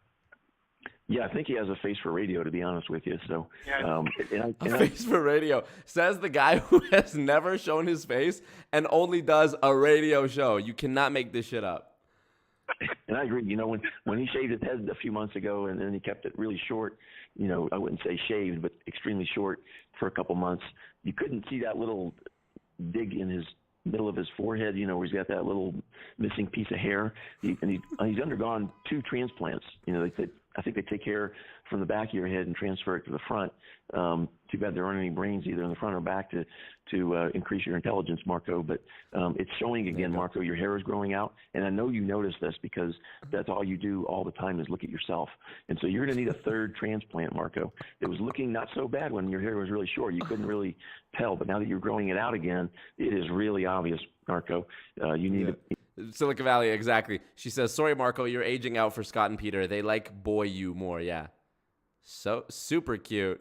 Remember, I got to add some more Scott and Peter sounds to my stream deck. The one of Peter saying, super cute, and then also this whole shit about, like, he was cuter when he was younger. He's our favorite boy. Well, get some bag, get some of those. Oh, dude, this is already one of the best episodes of Building Fortunes Radio ever. I don't give a fuck what you say. This is one of the best ever. Marco, play it some more, Marco. Let me read some of your comments. You were more cute when you were a little boy. Thank you. Yep. That's how time works. Exactly. You can't make this shit up. I literally couldn't write something like funnier than this. You know what I mean? I think you're older than Julie Joe. Yeah, I think we're the same age, but I might be a few months older than Julie. Shout out, Julie. Favorite little boy, too. He was cuter back then, but this isn't personal, right? I like how they said it's not personal. Older Marco looks older. Revelation. Marco is falling off. Peter and Scott. You're so funny. Okay, Isabella, Julie, Hannah, Isabella, and Deanna are all younger. Okay, got you. Okay, well. Scott and Peter say I'm the leader. Scott and Peter, you've got the leader. Ah, bars. He's spitting. All right, let's see. Talk about money. This isn't called Building Fortunes Radio. Hilarious. Isn't this called Building Fortunes? Yes. I love he laughed at that, fully hiding behind a fucking landline. Yeah, the face for radio thing. I love it. Dude, let's not act like I'm not one of the most handsome men who's ever lived. Marco. This is me at 27. Imagine how sexy I'm going to be when I'm 35. Imagine when I have a little salt and pepper in here and in here. And I've just been working out for 10 years straight. And I'm fucking huge. And I'm rich.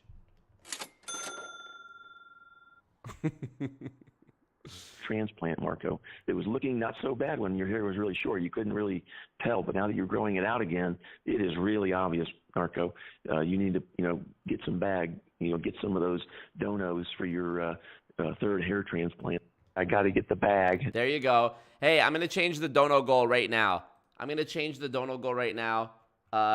in honor of Scott and Peter, and I'm going to call it, I mean, it was funny, it was called Ray Higdon Hair Gel. I'm going to call it Get Some Bag. Because they always refer to people donating to me on stream, and they say his followers are just the dumbest people giving him money. So I'm going to call this donor goal Get Some Bag. And if anybody wants to take it upon themselves to piss off Scott and Peter, you know the meme of Arthur where it's like his hand and he's squeezing it to show he's angry? That's them every time somebody donos. See if you can, grow the trees in there again and get yourself a decent hairline, or just go to radio. That might be the way to do it. Just, go to audio and then no one's going to care how ugly you're looking. So that's my advice. That's just free advice, Narco. So yeah, let me go back because I really enjoyed your show last week, Peter. You really said some really good things as far as who we are and where we're coming from versus always stupid Narco. Yeah. And I'll tell my story up till around 26, 27 years old. Oh, predict the accomplishments that Scott is going to talk about? Oh, bro. I honestly, if I've learned one thing from this show, Building Fortunes Radio, it's that you can never guess what they're going to say. So I'm not even going to try that. But I'm sure it's going to be big. So big, frankly, we're going to do it bigger, and we're going to do it better than Peter Mangos. It's going to be very bigly. And maybe in future weeks we can talk about 26, 27, which is where Narco is now. There you go, KDP. Thank you for the cutest little boy. Aw, thank you, Katy Perry. Forward, but I think it would be good to see, how we developed in our first quarter century or so of life, and compare that to always stupid Narco, who's highlight, if you want to call it that. Thank you, Wilson. Thank you. I'm going to use that for the hair transplant. As far as income is being a cocaine dealer. So, let's hand it to always stupid Narco. He made pretty good money being a cocaine dealer up there in Canada. Good for you, Narco. So true. Really good job. You even made I think 3.5-hour video that we have a copy of. He took it down because obviously he's not proud of it, but we have that, and we'll certainly get that back up somewhere on the internet at some point for people to actually see always stupid Narco in his own words. This isn't us making a accusation. In his own words on video, I was a cocaine dealer. Now, he never said those exact words. But in his own words, I am a cocaine dealer. Well, he never said those exact words. You cannot make this shit up. It doesn't take anything close to a rocket scientist to know he was a cocaine dealer. Okay? Wow. It's pretty obvious. So let me just start in the beginning, right? I was born in the... Here we go. Gotta get the bag. Thank you, Johnny. Say, here we go.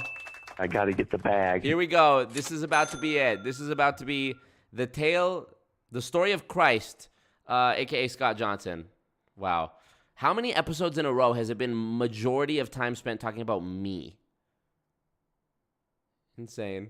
Joey K says, not me downloading Tinder so I can meet someone, get married, have kids, raise them, watch my kids get married, and have my grandkids tune in to hear the end of Peter's insult, right? Thank you, SG Easy. I appreciate you. Appreciate that. Y'all, I'm so funny. It must be me. Stop spamming the same comment about the volume levels fluctuating on your end. I don't know. Everybody else the volume seems to be fine for everyone else. So you fix your shit. It sounds like a you problem. St. Petersburg, Florida. And I actually grew up in a really little town right next to St. Pete. Oh my God. Here we go. He's starting from his birth. Peter at least had the decency to start from the accomplishment of being the editor of his 6th grade paper, whatever the fuck that means. I mean, Scott's starting from the very beginning. It was named after the developer. His name was Sidney Coleman. One of his sons was named. Thank you, Ignacio. Yeah, he's going all the way around. Get some popcorn. Lay out on the couch. Get a drink. This is going to be a while. Kenneth.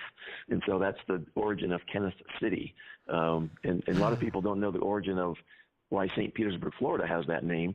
Well, it turns out there were 2 developers in the early days. I think it was the late 1800s, early 1900s. And they said, hey, let's flip a coin to see who is going to name this new city. Because a lot of it was just dredged out of the mud and everything of Tampa Bay and that area of Florida. And so they flipped a coin, and the guy from Russia won. And he said, I want to name it after the Russian capital, St. Petersburg. Right. So, Alex, that's a drop. Him saying I'm a cocaine dealer. Yep. That's how St. Petersburg was named. So anyway, I grew up there in a lower middle class family. my dad worked. My mom did not work for a while. Then she started working as a bookkeeper at a high school. Who gives a and, fuck? I played football for 1 year. I was kind of a skinny kid. Where's the I was accomplishments? not weak like Marco is. I mean, you can just look at that guy. You know, he's a skinny, pudgy guy. It's an interesting combination. Now he's a skinny guy, but when he takes his shirt off, it's just all blubber underneath. It's quite amazing. I guess the women like that. I don't know. He's a little skinny Pillsbury Doughboy. I like how they always say how I get women, though. You know, they always talk about how ugly I am, but then they continue talking about how I get women. They've done this several times. But anyway, I was skinny, but I was, what I would call wiry strong. I was very active, always very active. I was always, because this is back, back in the 60s and 70s, there was no internet. There was no even cable TV. In the summertime, we had 3 major. Oh my God, is he dead ass? TV stations, and that was it. And Peter put the phone down and is like off folding laundry somewhere right now and just letting Scott do his thing. And most of those TV stations during the day was soap operas, and I wanted nothing to do with soap operas. I haven't ever since. And by the way, one of Narco's recent videos is basically a soap opera because he spent the whole 2 or 3 hours talking about this Jessie Lee Ward and her having cancer and all the drama around that, and just doing a really long video on that. And all of his commenters, mostly women, are just eating this up, just like a soap opera. It's just incredible to me, how some people think they're anti-MLMers, but then they talk mostly about all this drama. But I digress. Let me get back to my story. It's so easy to talk about always stupid Narco because he says so many stupid things. So anyway. Marco, you like women? You're gay. Haha. Yeah, exactly. By the way, thumbs up the stream, y'all. We're almost at 300 viewers. Come on now. We can do it. Crack it. I grew up in Florida there on the West Coast and applied myself at school. Unlike always stupid Narco, who cheated off of his best friend, who joined, an MLM, and then they broke up because always stupid Narco, who used to cheat off of this guy's math test, by the way. That's probably the only way that always stupid Narco graduated from high school, if he did graduate. I don't even know if he did graduate. But he had to cheat off of this guy's test just to pass his math tests. And this is, again, always stupid Narco's words, not me. Hello, Alregan. Peter's straightening his hair. We're doing the same activity. I'm Peter. Thank you, David, for complimenting my haircut. Yes, I did get a haircut. Thank you. Saying this. I'm just saying what he said on his previous videos. We're not making any of this up. This is not, pretend time. Always stupid Narco says plenty of stupid things for us to draw from. So anyway, I got good grades.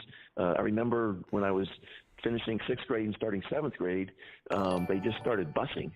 And so we had... See, I told you we weren't going to talk about you anymore. Last week was the last episode dedicated toward you.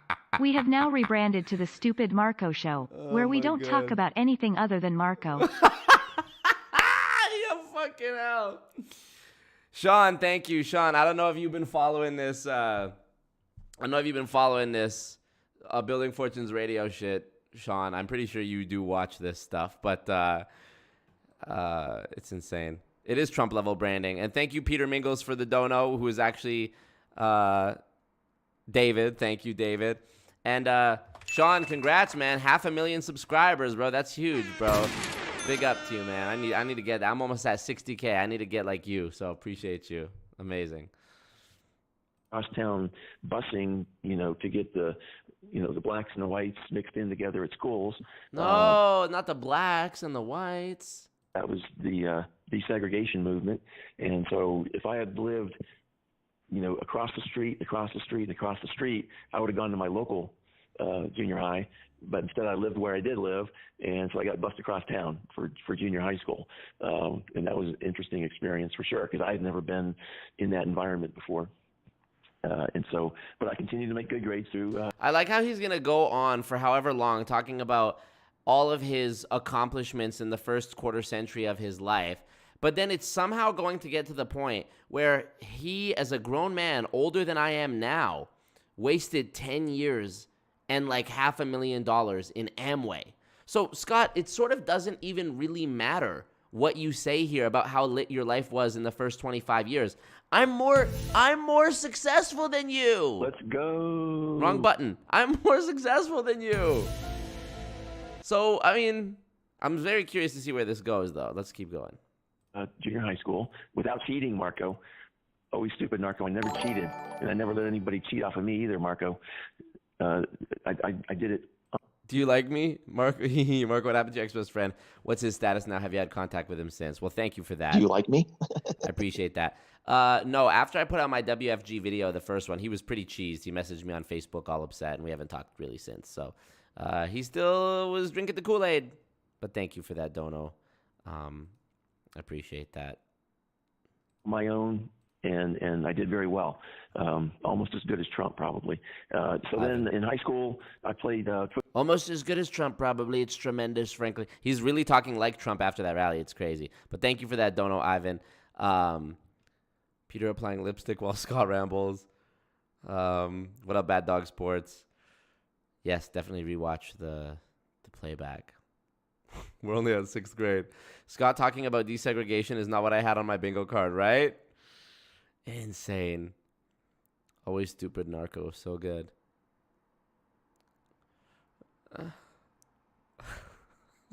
Just reading your comments. As soon as you mentioned busing, oh man. You guys' comments kill me. I need to go back and rewatch this stream just to read your comments. Sometimes I do go back and rewatch the streams on like 1.5 or 2x speed and just laugh. Not because I'm watching me. It's not like a vanity thing. It's because I'm going and reading your guys' comments and just dying. And every time I'm like, oh my God, this person's so funny. I wish I would have seen that when it happened live. But sometimes it goes too fast. At least Peter didn't pad the runtime. He got right to president of the 6th grade paper. Exactly. Oh my God. Oh my God. Trump rally put some pep in his step for real. Let's. He mentioned busing, not bussing. Fall, 9th grade. I went into the fall, the season. I went to spring training. I was going to play in 10th grade. I thought, I'm still skinny. My friends are growing. I was kind of small on the team last year, and I really enjoyed it. I enjoyed being in great shape and all those kinds of things, but I was just too small. That was just not going to work out. So I was already playing tennis. I played on the tennis team and ended up lettering in high school for tennis. And I finished 7th out of about 750 graduating students in my high school. And so that's top 1% from, always stupid Narco, who's not very good at math by his own admission. That's top 1%. I probably could have got higher because something I didn't know about back then, it didn't even occur to me, I think, until after I graduated, is some of my fellow students, instead of taking a full load of classes, they only took the honors classes. So you could get 5 points instead of the normal 4, for an A. And so because I took a full load, I had both honors and non-honors classes mixed together. Like you don't take honors gymnasium. And so I had all A's, but some of them were 4s and some of them were 5s. But that put me behind, the average as far as the highest average at the school. And it's just, games that some people play trying to, save a little bit better GPA. I just wanted to learn. I just wanted to get as much education as I could, and that was my approach. And I don't have any disappointment or anything from that. It's just the way it worked out. So from there, I got a full Navy ROTC, Reserve Officer Training Corps scholarship to go to college. And so I went to Tulane University in Louisiana, a very nice private college. I got a electrical engineering degree, and then I had to pay Uncle Sam back. I had to pay him back at that time. It was 4 years commitment, and so I decided to join the nuclear Navy, the nuclear power, not nuclear weapons, but nuclear power. Nuclear reactors, just like they have nuclear reactors for for plants on land, they do for ships at sea as well. And so I was trained how to operate nuclear reactors. I was on the USS Texas for a couple, I guess it was 2.5 years. And then I separated from the Navy. I decided I wanted to have a civilian life instead of a continuing military life. But during that time that I was on the ship, I took our division which was they called the laboratory division. And what we did was we had responsibility for anything that had to do with radiation, whether it was personnel monitoring, surveys, custody of loose like valves and so forth. Just all kinds of activities to make sure that the ship was safe when it came to from a radiation standpoint. And then also we monitored and maintained the extremely pure water systems on the ship. So there's one water loop that goes through the nuclear reactor, and it is very hot water. And then it goes through what is called a steam generator with a separate loop of water that turns into steam, which drives a turbine. It drives a turbine, which drives both the screws that drive the ship, as well as all the electrical generators to provide electricity on the ship. And so that water has to be extremely pure. I took a full load. Carefully. Sound clip, Sean. Great comment. But other things, other impurities. pH, that kind of thing, that had to be somebody clip that. I took a full load soundbite. Monitored and maintained very closely, very carefully. And when I got to the ship, that division had a below average grade. And if you get one below, that's unsatisfactory, and that means the ship does not leave port. Okay? And until things get fixed. It's pretty much a career-ending event if you're the captain of the ship. It's not really good for your career if you're anywhere of any responsibility on the ship. It certainly is not a pleasant experience. I never had to experience it, but I know it's not pleasant to get back in good graces, with the oversight of the Navy.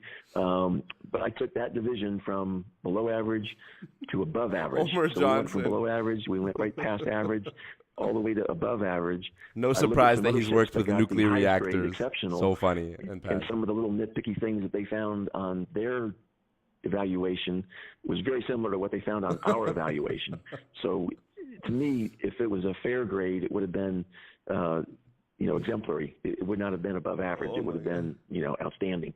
But the Navy doesn't like to move you even 2 levels, let alone 3. So I believe that's why we got the above average. Now, it was not only me. I had a really good chief petty officer, and I was told as I was leaving college, the chief there at the university said, "Look, guys, you're about to be commissioned as officers, and everyone that's under you as far as responsibility, all the enlisted men or any even officers that are reporting to you are duty bound to follow any legal order. And so you can go out there Thank and you, just, Ignacio. tear it up and for and sure be a jerk and really manhandle your division if you want."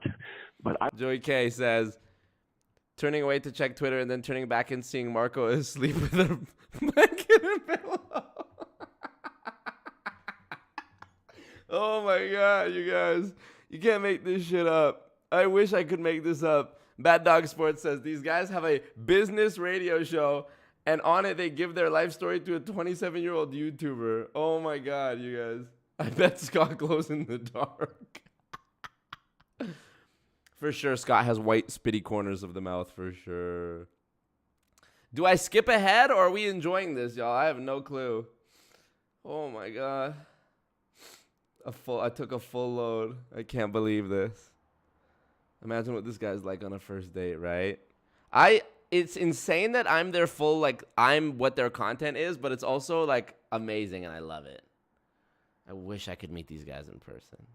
He manhandled his division, manhandled his full load. Scott Johnson? No, it's Talk Longson. Bars. So fucking funny.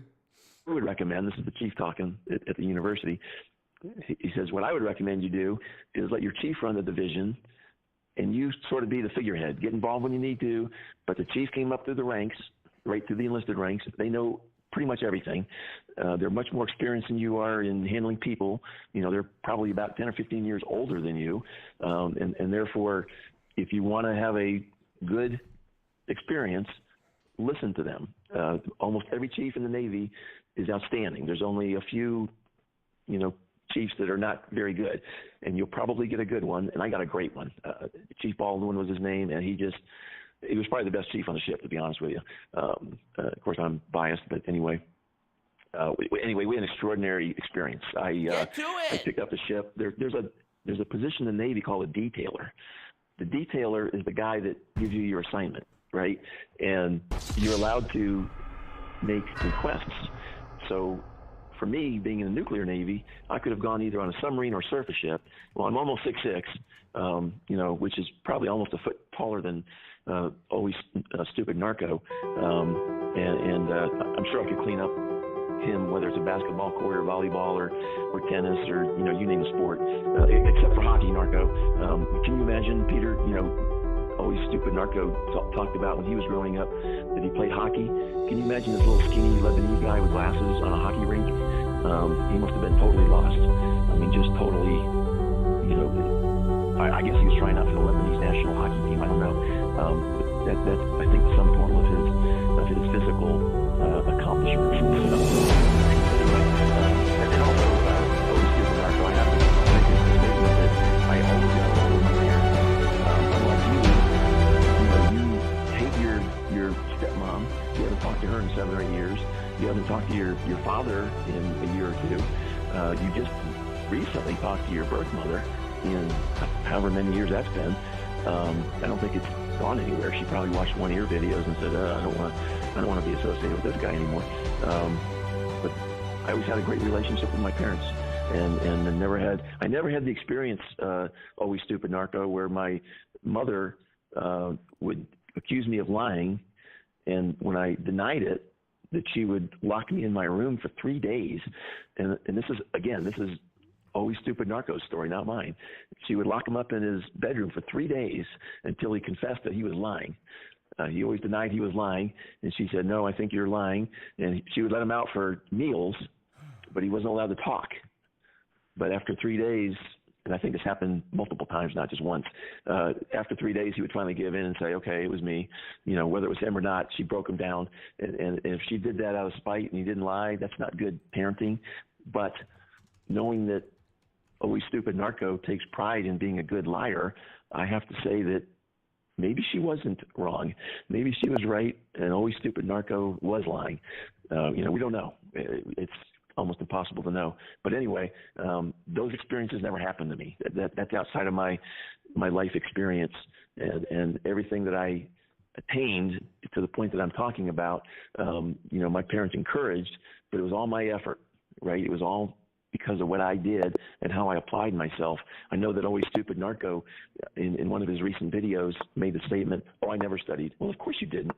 Always stupid narco. You're bad at math. You cheated off your friend in high school, and I don't even know if you graduated high school. I don't know. Maybe you can address that sometime. But anyway, that was, you know, my experience. And I was just talking about a detailer. So you have to volunteer to be on a submarine. And with my height being almost 6'6", submarines were out. Now during the summers, what they do with they call us midshipmen when you're, you know, going through college, whether you're at a university or at the Naval Academy, you're a midshipman. So technically you're an officer, but you don't know anything, right? I can still remember, Peter, the first time I met a Marine, you know, in the Marine Corps. And I know your daughter was in the Marines, so you'll get a kick out of this. So I was there, So I was there right after my first year of college, knew basically almost nothing, right? I knew because I had some military classes, so I knew what the pointy end of the ship was called, and that's pretty much it. So I'm bebopping down a passageway one day, you know, inside the ship, and this alarm goes off, which I had no idea what it meant. And then you just hear this announcement, and of course everything around you is steel, and the speaker was not of very good quality. So all you could really hear was, right? It was all just like the old airport speaker. So basically what we hear on Building Fortunes Radio, that's a drop. Somebody clip that. And then you just hear this announcement, and of course everything around you is steel, and the speaker was not of very good quality. So all you could really hear was, right? It was all just like the old airport speakers. You couldn't make out any words. At least I couldn't. And so I'm just, you know, walking in the passageway, hearing all this stuff, and Silicon Valley, great comment. She says, crazy he went from building the atomic bomb, taking loads in the Navy, then talking about Marco's family dynamics, then back on the submarine. Oh, bro. That's a drop. All of a sudden, I hear this person running behind me very quickly. And so I turned and saw this guy He was a Marine. He had a rifle in front of his chest, and he is sprinting like the Olympics, doing the sprint down the passageway, and there's a lot of obstacles. There's things sticking out like valves and pipes and things of that nature. It's not a very large passageway, and you have those watertight doors, they call them knee knockers, where, you don't just keep walking. You have to actually step over this thing. And so it looked like he was doing the hurdles, and he was coming at me full speed. And I did know enough just to get out of the way. I just stepped back, to let him come through for whatever he was doing, and had no idea what it was. But as he's running past me, he goes, "Stand fast." And I had no idea what that meant. And so I thought, well, that's an interesting combination of words, because Navy has a lot of words that nobody else uses. So I thought, oh, that's interesting. And so I just continued to walk. So I had no idea what stand fast meant. Because stand is pretty obvious, but then fast, going along with stand doesn't make any sense. So anyway, he disappears. I keep walking. And then 20, 30 seconds later, he comes barreling down from the direction that he went towards me again. I thought, wow, I better get out of the way again. So I, again, stepped aside. And just as he's going past me, he stops. And he notices I'm a midshipman because I have a little insignia on my blue enlisted uniform. And he gets right in my face, like 2 inches from my face. And he says, "Mister, I told you to stand fast. You better stand fast." This is a kid my age, right? Maybe 19, 20 years old, just like I was. And that was the day I learned how to stand fast. And that was when I met my first Marine. So after he did that, he went booking down the passageway in the other direction. I later found out that it was a nuclear weapons drill. They drill time on ships. And so the drill was they had a loss of control of a nuclear weapon. And so his assignment was timed to go, to certain places, make sure they were secure, and then report back. And that's what he was doing. But he did take about a 5-second interruption to give me the what for, and I'm sure all the enlisted guys were having a great time, yucking it up that he screamed at a midshipman during that day. But that was, one of my fun experiences in the Navy. Anyway, going back to the detailers, the way I ended up on the surface ship that I was on. Bro, Peter for sure is not even there. He's for sure gone to do something else. He's doing his weekly chores 1,000%. How is this real life? I have no idea.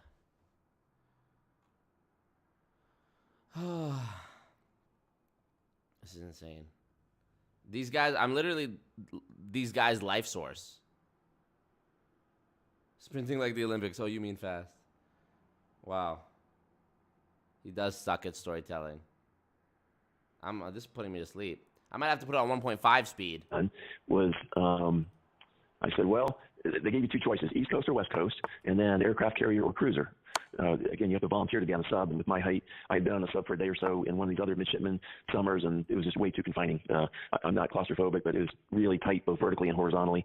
Me going in a passageway past somebody, it's all elbows and knees, and I'm always bumping my head on something. Submarines are very confined. And so I said, well, give me a surface ship and give me an aircraft carrier on the West Coast, because one of the reasons I joined the Navy was to see the world, as the old motto was, join the Navy, see the world. And so I said, yeah, grew up in Florida, went to college in Louisiana. Saw some parts of the country as a midshipman on these summer cruises, but never spent much time, on the other side of the country. And so my problem is I didn't know the opposite rule. It's pretty well known that if you ask for something, you're going to get the opposite. Okay, so they ended up giving me a cruiser on the East Coast, the exact opposite of what I asked for. But it turned out to be the best thing ever. So I was assigned to USS Texas, which was when I got done with nuclear power school, which is 6 months of classroom training, 6 months of prototype training. I was in Idaho doing that on real nuclear reactors in the deserts of Idaho. And then I had 4 months of what they call surface warfare officer school in Newport, Rhode Island, which was just a great experience too, because it was relatively easy compared to the nuclear training. So you throw a little bit of leave in there, and all of a sudden, you don't get for about 2 years, basically, a year and a half is what that takes, about a year and a half total. So I get to Texas, I think it was December of the year after I graduated from college. And just so I don't forget this some other time, always stupid narco, both of my sons, who you claimed 8 deans growing up, they are both college graduates. They both work for very large companies that anybody would recognize, and they're doing very well. So just wanted to make sure you understood that. Always stupid narco. I don't even know if you graduated high school, let alone college, as well as most of your commenters, by the way. I mean, people that are commenting, when you brought up one of your girlfriends was smoking weed all the time, there was a lot of people in your comments, which I'm sure you noticed, making comments like, oh yeah, I'm always high, and I can't wait to get high, and gee, I got that same problem. There's all these. So that's his audience, right? That's always stupid narco's audience, is just a bunch of deadbeats that never accomplished anything. So, when I hear criticism from people like that, it means nothing. Absolutely nothing. Because they're a bunch of losers. They're a bunch of drug addicts and just, total nincompoops. Now, I'm sure if I one or two commenters are going to say, oh, no, I'm a good guy and I'm this and that, but it's a very small percentage, believe me, very small percentage of those people. And just for comparison, the people that I was around earlier in my life, particularly in the Navy, one of them I graduated with is now the United States Marine Corps Commandant. Okay, the Commandant of the Marine Corps, that's the highest level you can be as a Marine. That's number one. His name is Dave Berger. He graduated Tulane 1981, just like I did. Really, obviously a good guy. Unusual for it to be an ROTC grad and not an Academy grad because, that Academy does give you an extra boost as far as, your career in the Navy. So he really must have performed tremendously. I was on the ship with one guy that was a year behind me that actually took over my division. He ended up being a career admiral. He got to a vice admiral level. He got into a little bit of trouble with what was that senator from Arizona, McCain? I think you can still see it on YouTube. If you look up McCain and Tom Roden, Rowden, he was giving Tom a hard time for, he was part of the littoral ship program, which is shallow water Navy. It's a little bit different than Coast Guard because it's part of the Navy and more of the hardcore military type of assignments. And they had a lot, and it wasn't all his fault because he just came in, as the program was already established and was in charge of it as a result of his position. But it wasn't going well. There was a lot of technology challenges, and I think there still are, even though this was a few years ago. And so McCain was dressing him down. I think it's still on YouTube probably, but just a great guy. Obviously talented. Making it the vice admiral is not too many people get to that level. So another friend of mine that was on the ship with me got to the captain level. Actually, two of them. Another one who's my brother-in-law, I think he made it to commander, which is just one below a captain. That's an 05 instead of an 06. So those are the kind of people I've been around, all right, my whole life. Now, Always Stupid Narco has been, his best friend is this guy named Philip, who's just a total deadhead drug. The guy's brain dead. You can see him when he's on Always Stupid Narco's videos, most of which he's taken down, I think, with Philip. But the guy's just a total burnout. Just a total different type of people that Always Stupid Narco is around. His girlfriends are on drugs, and his best friend is on drugs. He himself is a cocaine dealer. He accused us once, Peter, of accusing him of being a cocaine user, which I don't think we ever have, because he's never said he's taken cocaine. I think he said he did try marijuana once, and I've never even put a cigarette in my mouth, by the way. To tell you about my drug usage, it's zero. Well, I can't say zero because on the ship, in the control room where I stood watch, most of the watchstanders were smokers, and I liked that because the way we stood watch was I was sort of behind them. They were facing away from me. And when someone's sitting there, you don't really know if they're awake or not. But if they have the cigarette in their hand, and it burns down, you'll find out if they were awake or not. So I think the cigarette helps them keep them awake too. So I have, breathed in some secondhand smoke from the ship. That's been years ago. And I didn't have any issue with it because, again, I thought it was just a good way to keep them alert. Because standing watches on a ship can be at times really boring, sometimes very exciting, but a lot of times very boring, and you're not doing a whole lot. So it was a good thing. Now, in junior high, I should probably mention this too. A couple streets down from me was sort of the neighborhood bully, right? He was a guy that was 1 year ahead of me, and so he was older, and he had this reputation for just being a bully. And so, I just kind of kept my distance from him. I didn't want to cause any trouble, and I never have wanted to cause trouble. I just pushed back when other people caused trouble. He would typically come on the bus with his marijuana, and he'd be literally smoking it on the bus in the back. And he would even give the bus driver, who happened to be black, one time he gave him a watermelon and some wine, a bottle of wine, just to buy him off, I guess, on his good graces. And I can remember coming home one time, and my mom, she said, "What's that funny smell in your jacket?" I said, "I don't know, Mom," because I didn't want to cause any trouble. I didn't want to cause trouble with the bully, and so I just didn't want to get involved. That was my game, bro. I had him. I suck at Queen King end games, dude. That was mine. I should have had that game. And he was up too, so that was sick that I even managed to get that back. His dad was George Washington's right-hand man, exactly. Fuck.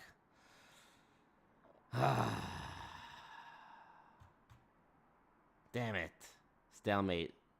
And all of that kind of thing. Mom, I don't know. So, but it was the marijuana smell from the smoke in the back of the bus. So anyway, I was on the ship. I was what they call an EOW, qualified as engineering officer of the watch, which means you're over either one or both nuclear reactor plants. There was also an EOW in the other plant, but the senior guy was the lead. And I was also EDO, which is engineering duty officer. I was qualified for that. And on a nuclear ship, the EDO, if the captain and engineer are not on board and you're in port, then you are senior to the guy that is normally senior when you're in port, which is the OOD, officer of the deck. But the officer of the deck is a non-nuclear trained person. And so if there was a nuclear-related emergency, I was actually in command of the ship at about 24 years old. Okay, so that's what I was doing, Always Stupid Narco, instead of selling cocaine and ruining people's lives. I just wanted, to point that out, what we were doing at a similar age. Oh, you'll get there. You'll get there to the ruining lives point. Just wait till you get to Amway and talking about missing out on your son's lives. You say they're successful now. If that's true, it's through, it's no thanks to you. Always Stupid Narco was delivering pizzas and then delivering cocaine. And by the way, he also mentioned that, I think this was actually on the MLM conference that he gave. He described cocaine dealing as the pure form of direct sales, and that's absolutely false. Drug dealing is an MLM, right? You got your top guy, maybe it's a guy in Mexico, that is exporting the drug dealing is an MLM. Let's hear this one. Whatever the drug is, cocaine, whatever, fentanyl, whatever the thing is, and then it goes to his, top level guys that bring it across the boundary from Mexico and the United States, and from there it's dispersed to several other people who take it to the major cities, and then those people, divvy it up and give it to probably at least one more level, and then it goes to the actual dealer, the guy in the bottom, which is what Always Stupid Narco was doing. He was doing the dealing from that person to the customer. Well, that's multi-levels, right? Each one of those levels was getting paid. Fuck, my opponent had 0.3 seconds left on his clock too, so I could have just done a bullshit move and moved backwards without risking stalemate and won. Fuck. To do their part in getting the drug transferred from the beginning to the end. That is not direct sales. That is an MLM. Yeah, Scott is putting me to sleep to death. I know. And for Always Stupid Narco not to understand that, it just shows how stupid he is. I don't remember what it was. There was something happened. I think about a month ago. Peter, we were talking about it. I don't know if it was offline or on the show, but I made the comment, and I don't remember the specifics. All I remember was I said, I don't think Marco is that stupid. I think he's going to do this, not that. Well, he did that. And I just forgot, there's two rules when it comes to Always Stupid Narco. Number one, he's always stupid. Rule number two is see rule number one. And I just blew it. I forgot that he's always stupid, and I should have known better. But anyway, that was my experience. And like I said, we started in Norfolk, Virginia, spent about 3 months there. There was a maintenance availability. That's where they're sprucing up the ship a little bit, doing repairs and so forth. And during this time, I was becoming qualified. It takes about 6 months to get qualified. This was a whole different engineering plant compared to the prototype. And so I had to learn all the new, layout of the ship and the... Bro, one day when I get on Joe Rogan, I am going to shout out Scott and Peter. Mark my words. Scott and Peter will get shouted out on my Joe Rogan episode, I promise. The particular alarms and the interactions between the different systems and everything. And I had to get all that stuff memorized, all the immediate actions for, I don't know, a dozen or so what they call casualties, which is if there's this emergency, here's your immediate action. You had to memorize those. Maybe it's 8 or 10 or 12 steps you had to have memorized. And so that's what I was doing for the first 6 months I was on the ship, was getting that qualification, just like a few other guys that showed up around the same time. But then after we got done with our maintenance availability in Norfolk, we went down into the Caribbean and just kind of sailed around the Caribbean. I think there was some qualifications for the 5-inch guns. They had to hit their targets or whatever.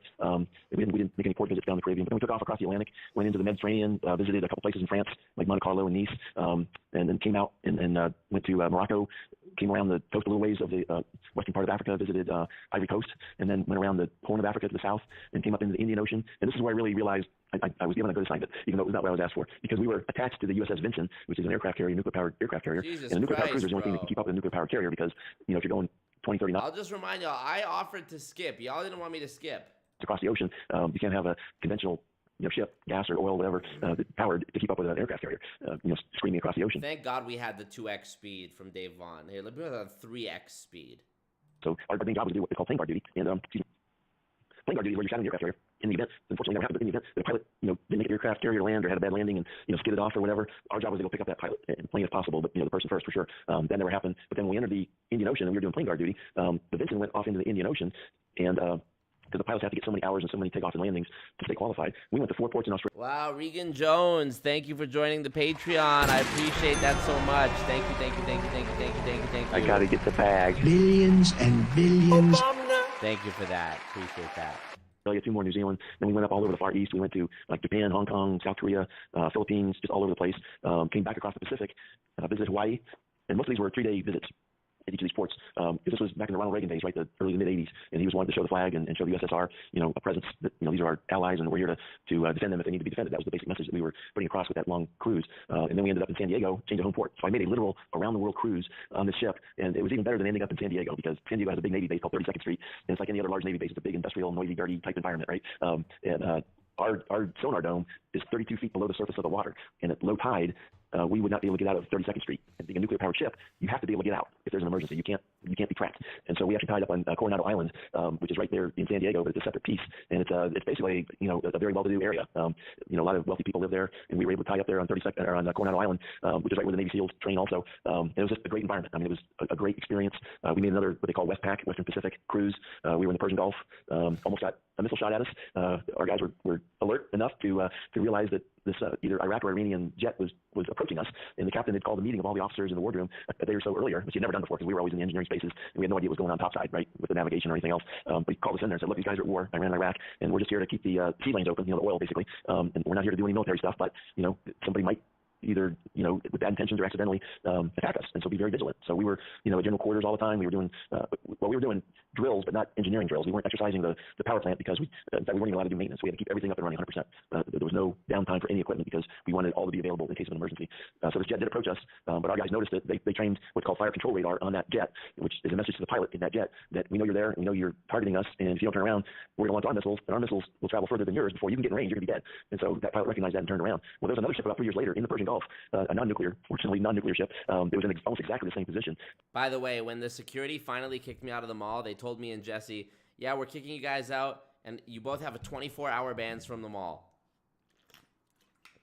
I don't know if I mentioned that already, but what the fuck is that going to do? And they actually did get hit by 2 missiles, and I don't remember if it was Iraq or Iran that hit them, but there was 20-something sailors killed from the first missile. The second missile, and you can look it up on the internet, Marco. It was called the USS Stark. The second missile did not explode, but it hit a midship. It hit the middle of the ship. If that second missile had exploded, it probably would have ripped the ship in 2. It would have been on the bottom of the ocean.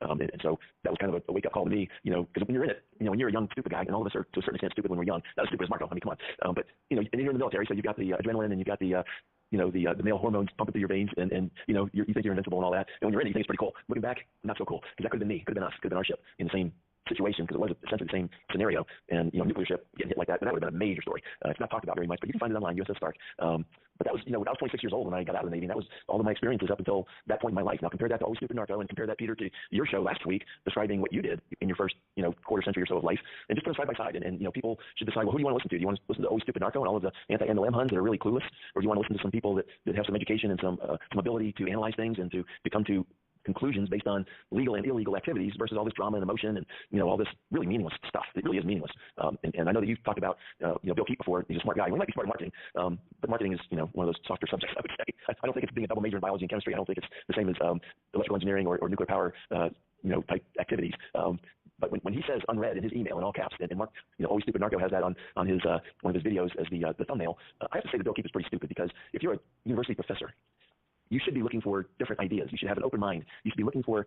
Follow me on Instagram, @alwaysmarco. ...solutions. You should not be catering to all these anti-MLM hunts, and it's all drama and emotion and throwing their hands up and squawking and making snarly faces and all of this, I'll call it crap, because that's what it is. But he cuddles up to them, and I think that's really stupid, not to be open to... Because what we're talking about here, Peter, is not personal stuff, really. Our goal is to shine a light on the illegal activities of MLMs so that... Okay, I think we're done with the life story. There's only 6 minutes left in this episode, so I'm going to put on 1.25 or 1.5. For action is taken by the FTC, and these people are not doing that. They're doing all this meaningless stuff. They're not focusing on the real stuff, which is lack of retail sales and tool scams. That's the real stuff. That's the illegal benchmark, if you will. That's the illegal activity that these people are not focusing on, and that's to their detriment, because there are several million people that are in MLMs right now involved in illegal pyramids. Some of them, like in Amway, are also involved in RICO fraud or business fraud. They're getting defrauded, or they are defrauding others. And there's a few more million every year that get into MLMs that are illegal pyramids and possibly RICO fraud situations. And so this is real people in real results, real scams, not just, doing drama and like one of Marco's recent videos making fun of this group of ladies they look very similar to each other, as far as the makeup and the hair and everything, and he couldn't even tell. I mean, Thank you, Krista, for joining the Patreon. I got to get the bag. We're really pissing off Scott and Peter tonight with the bag, y'all. I appreciate y'all. And he's Lebanese, right? He's one of them, if you will. He should be able to tell the difference, because most of these women appeared to be Arab, to me. But he couldn't tell the difference between them. It was just kind of funny. Who's Arab? The anti-MLM women are Arab? So confused. But they're focusing on all this meaningless stuff. On WFAB, the WFAB women. Yeah, no, they did look the same. Yucking it up on their little performances and all their comments and everything are making fun of these women that are just doing stupid stuff. And they're not focused on all of these millions of people, mainly women, by the way. I'm supposed to be so anti-woman. Most of these are women that are getting scammed in MLMs, and they don't care about that. all they care about is themselves, their own ego, being stupid, being irresponsible, and that's what they're all about. So I'll just stop right there, Peter. And maybe in a future show we can continue this as far as what we've done past the 26, 27-year mark. And I'll have to say one more thing. When I was out of the Navy, I was walking down the beach one day in San Diego, and I came across a guy that I was in college with. He was also a Navy nuke. We even went to not prototype training, but the classroom training together. And I said, hey, Kirk, what are you going to do now? Are you getting out of the Navy? He said, yeah. I said, well, what are you going to do? He said, well, I was thinking about just, backpacking across Europe. I said, man, that sounds great. Because I knew his dad had been like in the State Department or something. And so he had traveled Europe before. He was, familiar a little bit with some of the languages, enough to say, hey, where's the bathroom and that kind of thing. I thought, man, you mind if I join? He said, no, that'd be great. And so about a week later, I give him a call and I say, hey, maybe we should start talking about when we're going to leave and, how long we want to go. And I'm not one of these guys that wants to detail out every little day of the trip, but, we need to start making airline reservations and so forth. And he said, Scott, I've been sending my resume out and I've been getting wined and dined across the country going to these job interviews. Thank you, Jonah Lynn, for joining the Patreon. Wow, what a night. What a night. I got to get the bag. Do you like me? Marco. Play it some more, Marco. Thank you, guys. I really appreciate that. You're wrong. You're fucking poor. I think I'll just get a job, which left me crestfallen. But he had planted that seed in my mind. And I said, I'm going to go. And that's what I did. I backpacked all over Europe for 10 weeks. I had a 2-month Eurail pass, which means you can get on any train, any time of day, and go anywhere. It's you pay it once. I think it was like $800 back then. And you go anywhere. You use it as many times as you want for that 8 weeks and go anywhere you want. And I went all over Europe. And it was a tremendous experience. And just had a blast because when you're in the Navy, you're out at sea, you really can't spend money. So I had a few bucks in my pocket. And I thought, hey, I'm single. This is the time to do this. See. Wow, you guys got to join the Discord if you're not in there. Dave Vaughn found pictures from supposedly the crew of the ship Peter says he was on. And, wow, I don't even know how the hell you would find that. That's insane. Hold on, what's this sound from the Discord here? Is this the full load sound effect?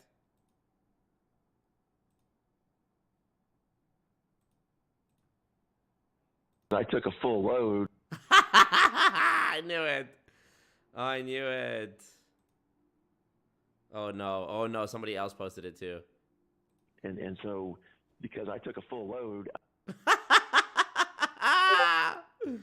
Oh no, and Rainy Canaan posted a pic of me with the blanket and the pillow saying Peter lore greater than Scott lore. That's so funny, bro. And what else? Shh, don't wake him up. Y'all are so funny, you guys.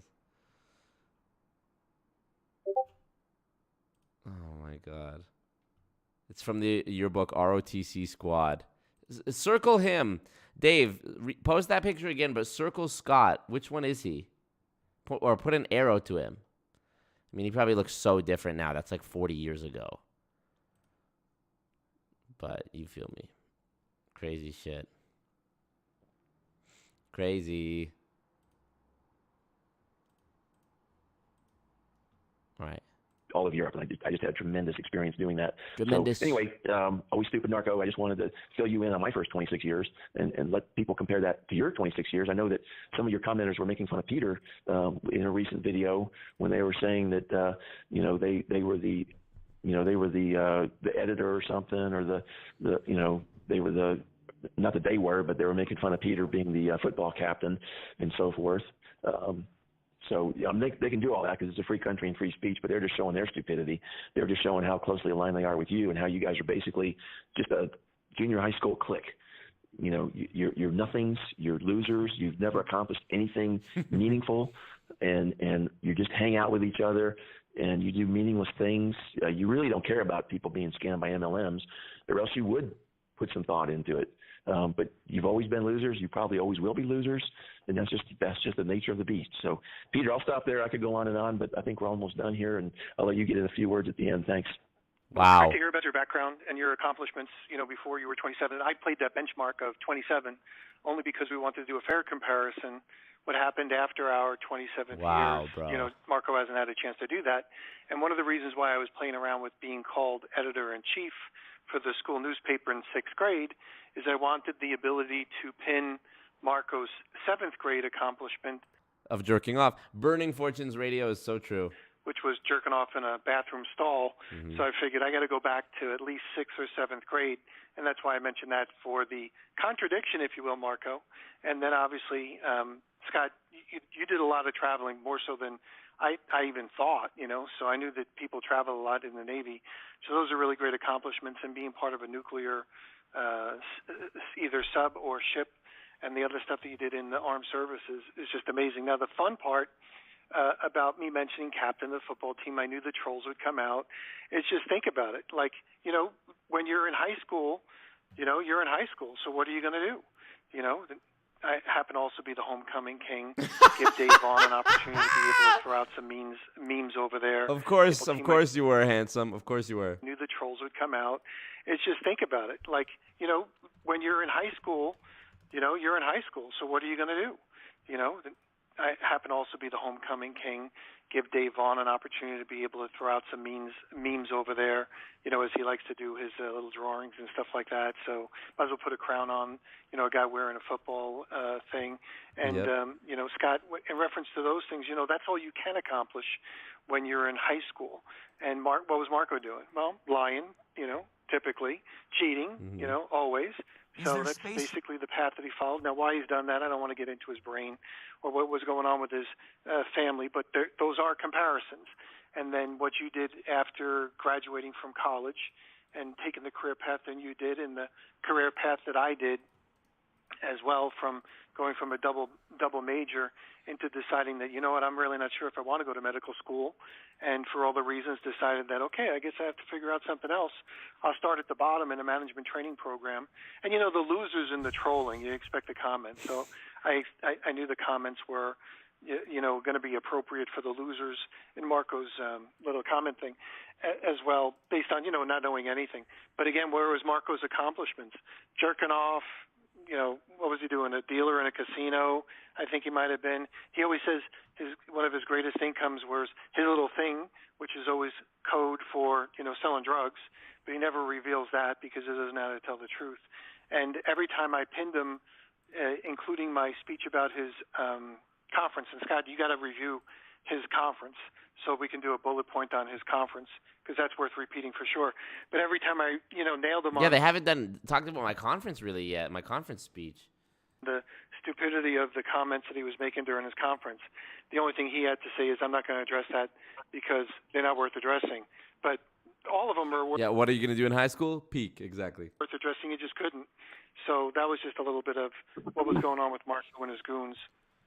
So I really enjoyed listening to what you had to say, and I'm glad you took the time off to be on the Trump tour, if you will, and had an opportunity. Yeah, med school, or sell leads for MLM companies. Peter made the right choice, for sure, and so did Scott. I like how, well, I guess he's just talking about the first 27 years. It would have been better if he had had his MLM experience in the first 27 years, because it would have been less haram than knowing that he did it when he was older and supposedly wiser. To see Mike Lindell and all that other sort of stuff as well. But we're almost done with our radio show on this one. I want you to come back if you can next week if you want to do a bullet-by-bullet point on Marco's speech, because that is worth noting. And one of the stupid comments that Marco makes is, that, well, it's a shame, even if we had all these accomplishments, he has to come back with something. He says, now we're broke and we lost all our money and we're all, old losers. True. And the answer is, Marco, you're sitting there scrambling, trying to figure out how to pay 1099 to a, video editor, and you have to have your goons do whatever they have to do to raise the funds so you can get an editor. I mean, while I'm sitting there as a company owner, submitting 1096s, which is a summary of my 1099s for hundreds of thousands of dollars every single year. Marco, anytime you want to compare what I paid to my employees, my 1099ers, actually we've only had 1099ers. Listen to the audio quality and tell me if this is the audio quality of or the agenda of a man who makes hundreds of thousands of dollars a year. You decide it. Paid to my 1099ers, whether they were video guys or programmers or hardware guys or software people or whatever, anytime you want to compare those 1099s. Yeah, I thought they were done, and now they're doing it again next week. So he was done last week. That was his last hurrah. He did it this week again, and now he's already planning next week's Marco Convo. I love it. And however they might be up in Canada, Marco, we can do that as well. So the comparisons can continue into adulthood, and I'd certainly appreciate being able to do that as well. It would be unfair for me to do that because Marco hasn't had the opportunity to turn his life around. But in the trajectory that is, goons are keeping him. Turn my life around, motherfucker. After a year off from making MLM-related content, my first month back, I was invited to go speak at the conference. I went, did an excellent job.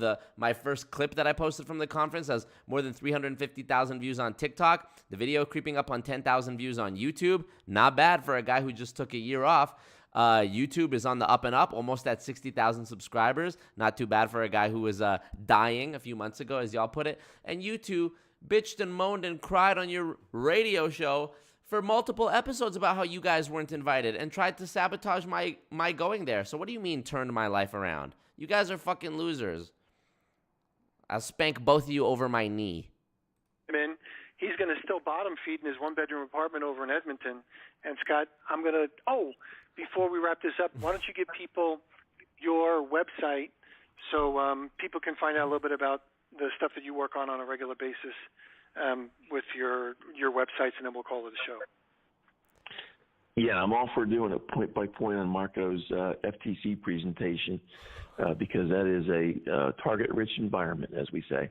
That's a piece of work. And so yeah, all my information. I love when they add little ad-libs to each other's sentences. Is links on my, Oh, he cut out. Still getting over this cold, just hanging on. Wow. It's going around. I know a lot of people, in the area have the same thing. It just takes a while to get rid of. Anyway. Paying my tithes. Hey, thank you. Yes, cult tithes. Very important. Billions and billions. You're broke. You're fucking poor. Thank you for that. Yeah, all the links to my websites, the link to this show, the link to my YouTube, and my email are all on my Facebook. Daryl says, if he prayed more than he thought of you, he would probably be able to walk on water. So true. So true, frankly. So true. Page. So it's facebook.com. Write this down. / Scott Tex Johnson. So it's SCOTTTEXJOHNSON. That's all one word, Scott Tex Johnson. And that's where you can find all this stuff that I'm referencing as far as tool scams and so forth. There's also, if you do a search for 3.4%, that's the percentage that Amway, when they hired a third party to tell them how many retail sales they had, they said 3.4%. So it's all right there. Lack of retail sales and tool scams is all right there on that website that you can find from that Facebook page I just gave out. So I appreciate it, Peter, and yeah, let's talk about that quote unquote presentation that Always Stupid Narco gave, as well as let's do years 26 through present in some future show. Oh my God! Just to give maybe we can give Always Stupid Narco some hope, right? Because I agree with you. Right now he's like lower than a snail, what he's doing, and there's always hope. But man, you're starting out from being a bottom feeder, Narco, and I'm sure miracles exist, but. Can't see any signs of it yet. So anyway, I'll let you sign it off, Peter. I appreciate it. Whose bottom am I feeding we'll off? Come back with more comments from. One more thing. I don't think Marco's doing his show live right now because he is at an IMF. Is it IMF? I can't think of the. He's at an MLM hockey game. It's a fundraiser. I Am Academy. He's going to be there. I Am Academy. He's going to. It's one of them anyway. He's going to be there with a big sign protesting that it's a pyramid. And now that I've told Marco what a pyramid is, maybe he can ask them an intelligent question about, well, how many retail sales do you guys have versus internal consumption? But he's probably too stupid to do that too. But anyway, I think he's going to get a late start tonight on his live, and that's why he's not, live right now because this is his normal time to start his live show on Saturdays, but that's what he's doing. Maybe he's in handcuffs by now. Who knows? Maybe security came along and said, "Hey, why don't you come visit our little friendly cell for a night?" And I can't wait till they talk about me getting kicked out of the WFG or of the mall. And behave a little bit. So I think Canadians are too nice to do that, but you can always hope. Anyway, I'll let you sign us off there, Peter. Thanks. See everybody next week. Thanks, everyone. You've been listening to Building Fortunes Radio on buildingfortunesradio.com. Thanks for listening. Be sure to check us out every Friday at 5 p.m. Eastern Do you like me? for the designated Building Fortunes Radio segment with Peter Mingle. Wow. Well, get the Losing Fortunes Radio t-shirt at alwaysmarcomerch.com. I'm going to be ordering mine probably tomorrow so that I can wear it on stream while we react to the actual show, Building Fortunes Radio. Wow, that was exhausting and a lot of fun, and I'm glad you guys are here for it. Let's, they had me on edge thinking they wouldn't be talking about me again, but that turned out to not be true.